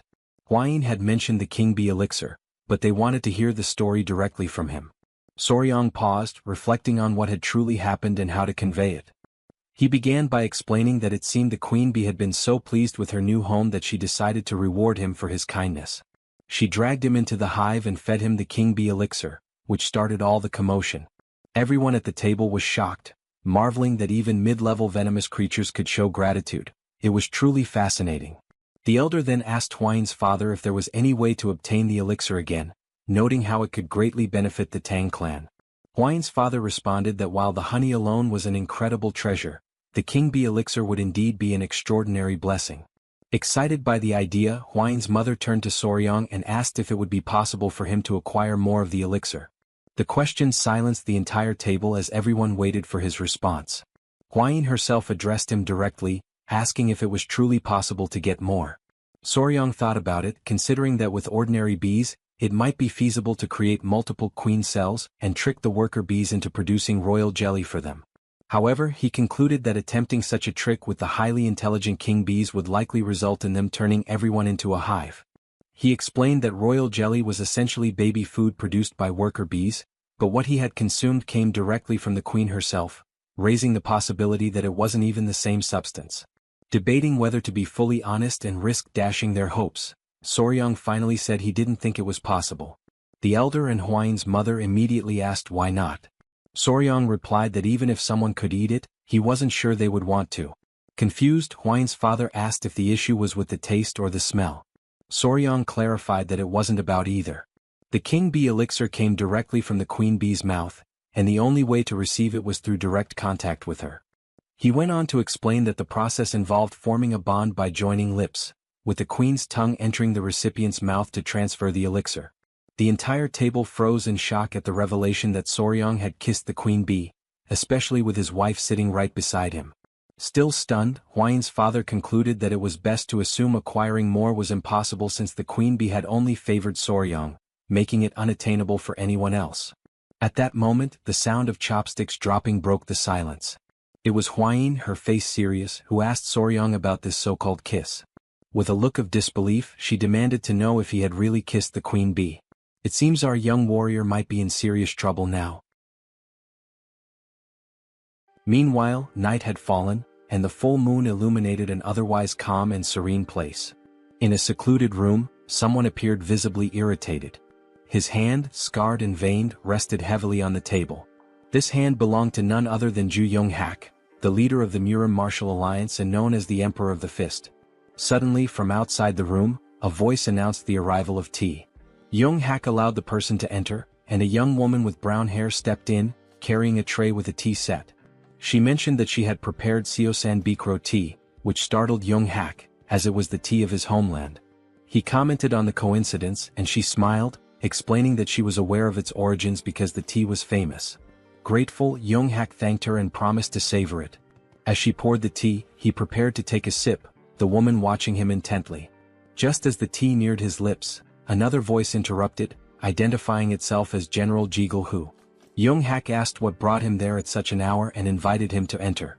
Jigul, full of respect, apologized for disturbing the leader's rest and explained that he had received an urgent message from the Sichuan Tang clan that he believed required immediate attention. Young-hak assured him it was fine and urged Jigul to share the news, assuming its urgency meant it was important. Jigul stepped forward, placed a scroll on the table and began explaining the situation. He revealed that the message concerned Rakshasa blood hand Tak Anyang. Jigul detailed how the Tang clan had recovered not only Tak Anyang's head but also the secret manual of the blood hand poison art, which had been in his possession. Upon hearing this, Young-hak's rage boiled over, and he slammed his fist onto the table, shattering the teacup the woman had just served. Still trembling with anger over the blood hand poison art, he demanded to know where and how the manual had been retrieved.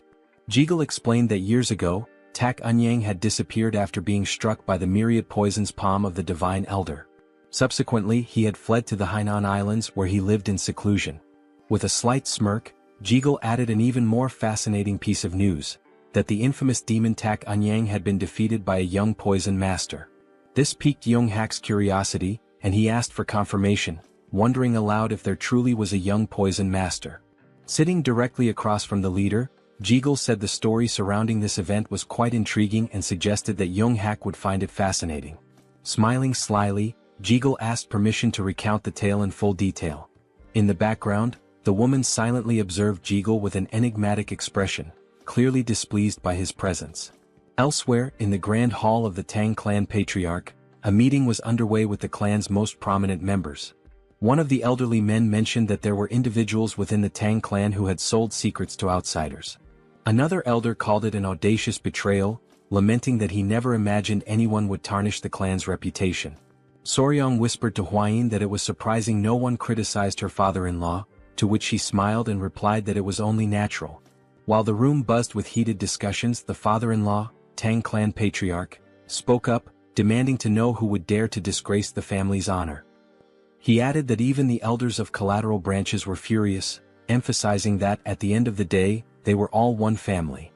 He informed everyone that he had already requested the Beggars sect to uncover the culprits and expected news soon. Moreover, he announced his intent to personally visit the Yingchuan commandery. One elder asked how he planned to handle the situation. The patriarch responded decisively, explaining that he would begin with the soul-annihilating poison, followed by the bloody flames poison and the intestine-paralyzing venom.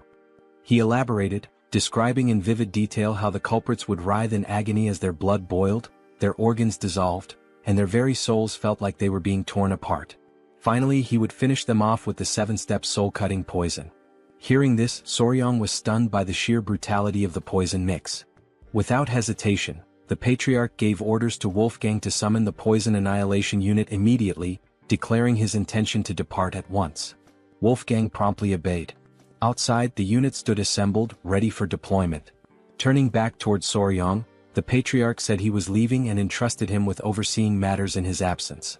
Soryang expressed his gratitude and asked his father-in-law to take care of himself. Smiling confidently, the Patriarch replied that Soryang need not worry. After all, it was others who should be concerned about his actions. With that, the group departed, and the Patriarch addressed the squad, declaring that they would ensure the punishment for those who leaked the information would be unforgettable. Watching them leave, Soryang turned to Hwayin and asked if those men belonged to the Poison Annihilation Unit, noting that he had never seen them before. She confirmed, explaining that they were assigned to handle slightly heavier tasks. With a knowing smile, she elaborated that their primary role was to eliminate people, which was why they were aptly called the Annihilation Unit. Soryang couldn't help but wonder what exactly slightly heavier tasks entailed for them. As they continued their conversation, a voice called out to them from behind.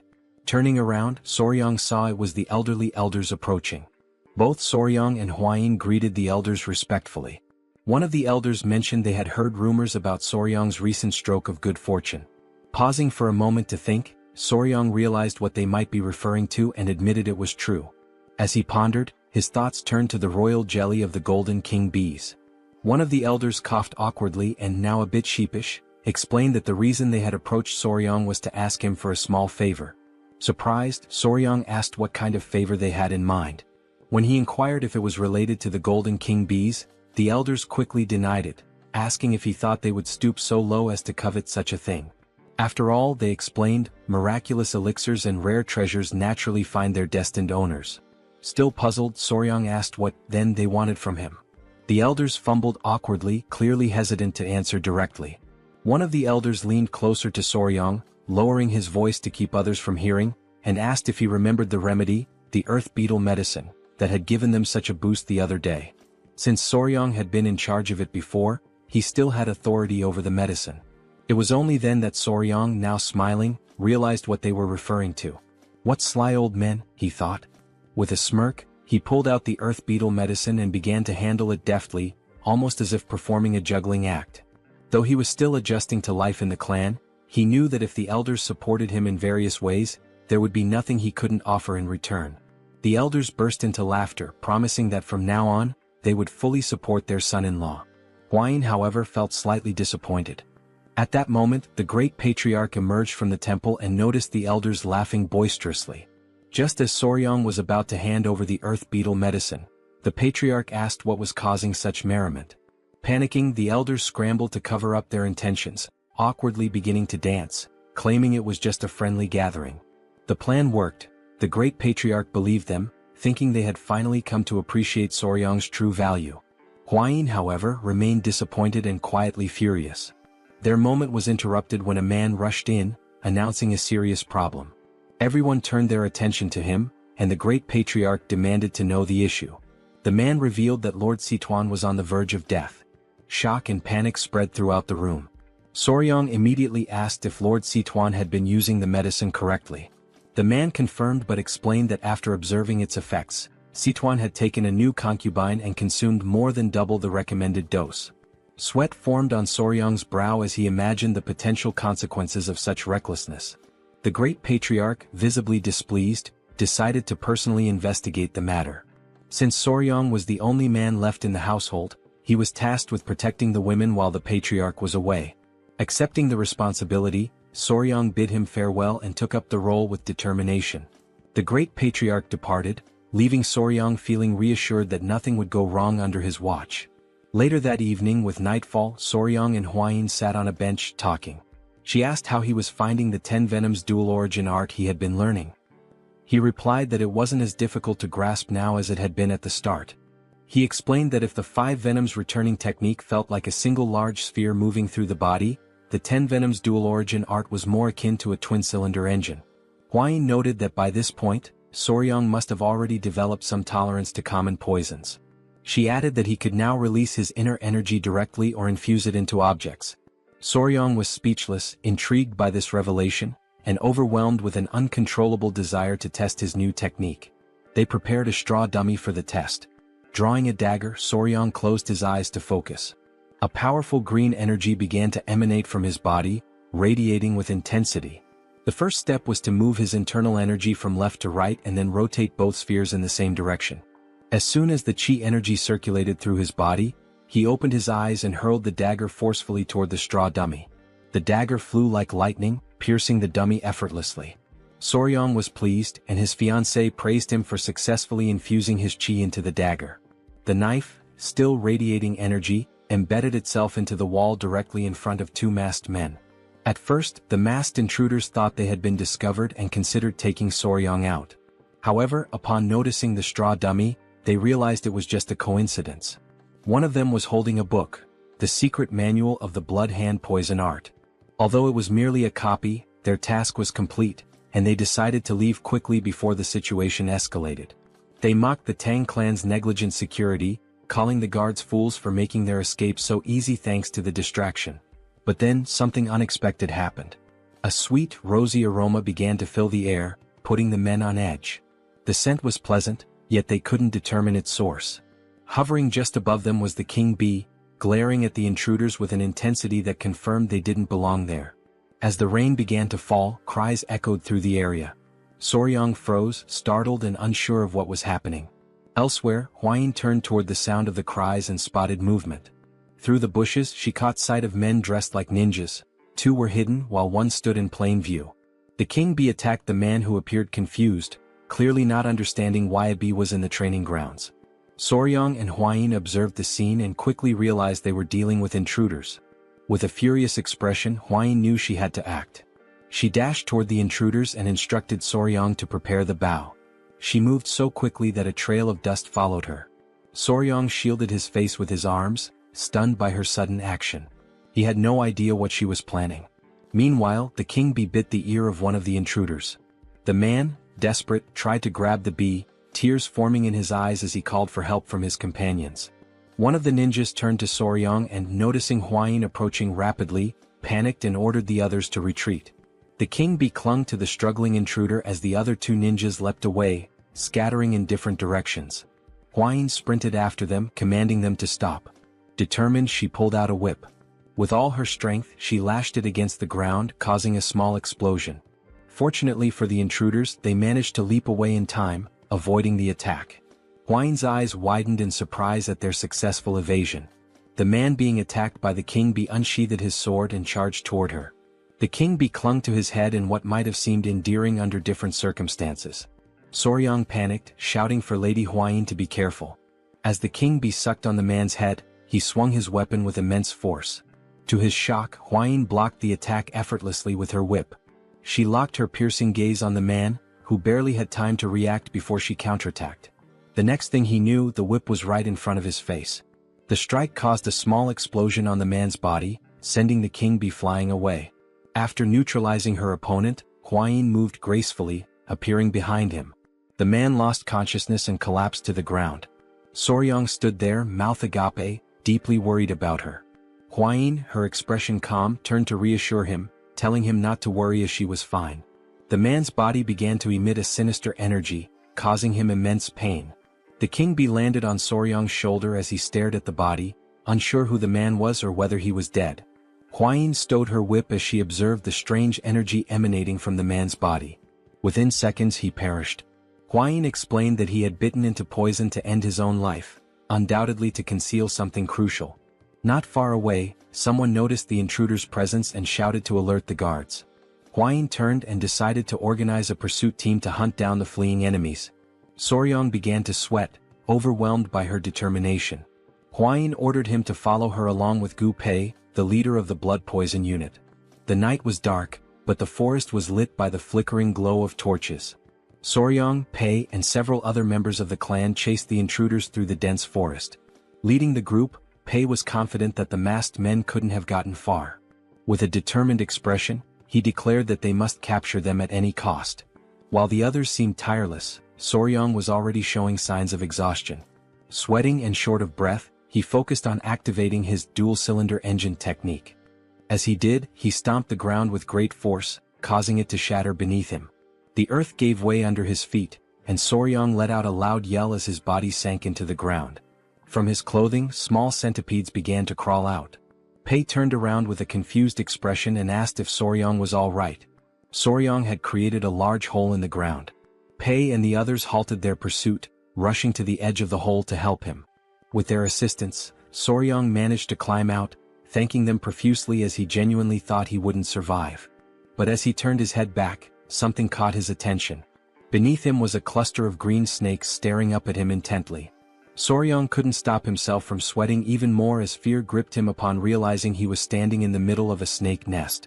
Pei studied the serpents carefully and explained that they usually gathered in areas with strong incite energy, particularly during this time of year. He added that these snakes were unusually aggressive and warned Soryong to stay vigilant. Soryong, overwhelmed by fear, continued sweating profusely. One of the snakes opened its mouth, preparing to strike. This behavior was odd to him since striped tiger water snakes were typically not this hostile. Dark clouds loomed over the sky, signaling the arrival of a storm. Soryong admitted that it was his fault they were delayed. Knowing that rain was imminent, he suggested they move quickly. Pei and the others agreed, resuming their chase. They couldn't afford to lose sight of the intruders. Not far ahead, a faint light became visible. Pei turned to Soryong, announcing that they had found the intruders. The masked men, visibly furious, found themselves cornered at a dead end. Behind them was a towering rocky mountain, cutting off any escape route. As thunder rumbled across the sky, Pei and his group arrived, encircling the intruders. Pei and his team reached into their robes, declaring that this was the end for the masked men. Soryong remained silent, while on the other side, one of the masked men glared at his companions and commanded them to tighten their formation. The blood poison unit members drew their kunai, prompting the masked men to unsheath their weapons in response. The blood poison unit advanced, ready for combat. One of the masked men wielded a sword and charged forward. Two members of the unit threw kunai at him, but the ninja skillfully deflected the projectiles with his dagger. He counterattacked fiercely, his sword clashing violently with the ninja's daggers. The ninjas were shocked by the man's strength, their expressions hardening in frustration. One of them moved swiftly and delivered a powerful kick to the man's face, forcing him to drop his weapon. They ordered him to step aside. Witnessing this, a member of the blood poison unit panicked. While the ninjas were distracted, something began approaching them rapidly. It was Pei who attempted a surprise attack. But the ninja ducked quickly, evading the strike with ease. Pei stood still, observing silently. The ninja retreated with small leaps, but Pei activated his skill, Triple Mirage Kill, and hurled kunai at the enemy. The kunai flew toward the ninja, exploding midair and splitting into 3 separate blades. The ninja was stunned by the unexpected attack. Luckily, he managed to block 2 of the blades, but the third embedded itself in his shoulder, causing excruciating pain. He clutched his wounded shoulder, grimacing. Pei approached, mocking him as a lucky bastard. By now, 2 of the masked ninjas were already down, leaving only one standing, injured and fatigued. Pei and his men began to close in on the last remaining enemy. The ninja was fortunate. The rain had diluted the venom on Pei's kunai, sparing him from a more severe fate. Pei glared furiously at the ninja, but suddenly, a chilling laugh echoed through the air, interrupting the standoff. The voice mocked the pathetic insects gathered there. Pei and the others froze, their confusion apparent. On high alert, Pei adopted a serious expression and demanded to know who was there. At that moment, a figure descended from the top of the rocky mountain, landing before the remaining ninja with enough force to crack the ground. The newcomer was an old man with a long, scraggly beard and a sinister smile. He scanned Soryong and the others with a murderous gaze, exuding an aura of malice. Feeling the man's powerful energy, Pei immediately became alert, recognizing him as a martial arts master. Without hesitation, Pei ordered his men to retreat. The old man's body began to radiate a sinister aura. He stood upright and, with a wicked smile, started walking toward them. Turning to the ninja, he asked if they had retrieved the item. The ninja closed his eyes and pulled a book from within his robes, explaining that it was not the original but a copy made by the Tang clan. This revelation stunned Soryong, whose eyes widened in disbelief. Memories of the great patriarch's words came flooding back to him. He had warned that this book was something only evil men would desire. Soryang's gaze locked onto the book as recognition set in. He quickly realized it was a replica of the malicious tome his grandfather had studied long ago. Meanwhile, one of the captured ninjas had been tied up nearby. Soryang, seated beside Pei, revealed that the book was a copy of the secret manual of the blood-handed venomous art, leaving Pei visibly shocked. Pei's eyes burned with fury and he clenched his teeth tightly. As this was happening, the ninja handed the book to the old man, who opened it with an unsettling grin spreading across his face. Pei's fists trembled with indignation. He couldn't fathom the kind of people who would dare to covet something so dark and cursed. He demanded the old man reveal his identity. With a sinister smirk, the elder began flipping through the pages one by one. As he had suspected, the book was indeed a copy. It contained the forms of the techniques but lacked the crucial formulas. Still, for him this was more than enough. After finishing the book, he shut it decisively. Even though it was early, there was no better way to announce their return. The old man gave the ninja, whom he addressed as Bloody Glory, permission to unleash the cultivation martial arts and ordered him to leave no one alive. Bloody Glory cracked his knuckles and, with a determined expression, vowed to carry out the command. Beside him lay the lifeless body of one of his fallen comrades. Reaching out toward the corpse, he began to concentrate. A crimson energy emerged from his hand and moments later the blood from the body shot toward him, absorbed through the palm of his hand. Pei's eyes widened in terror as he realized what technique the man was using. On the other side, Soryang clutched his head in disbelief, overwhelmed by the horrifying sight. The ninja's eyes started to glow as he smiled and continued absorbing the blood from the corpse. In the blink of an eye, the kunai embedded in his shoulder fell to the ground, and his wound healed completely. The old man erupted into maniacal laughter. He summoned an energy sphere into his hand and, with a malicious glare, declared his identity. He was none other than a senior member of the blood cult, the feared Blood Falcon Daggerclaw, known as Lord Guchenak. Soryang gritted his teeth and drew his kunai. Guchenak's gaze shifted to him, his interest piqued. The old man instantly recognized the vigor in the young warrior's body. Drool began to drip from Guchenak's mouth. He licked his lips, his eyes glinting with excitement, as he murmured that it had been far too long since he'd tasted the pure blood of youth.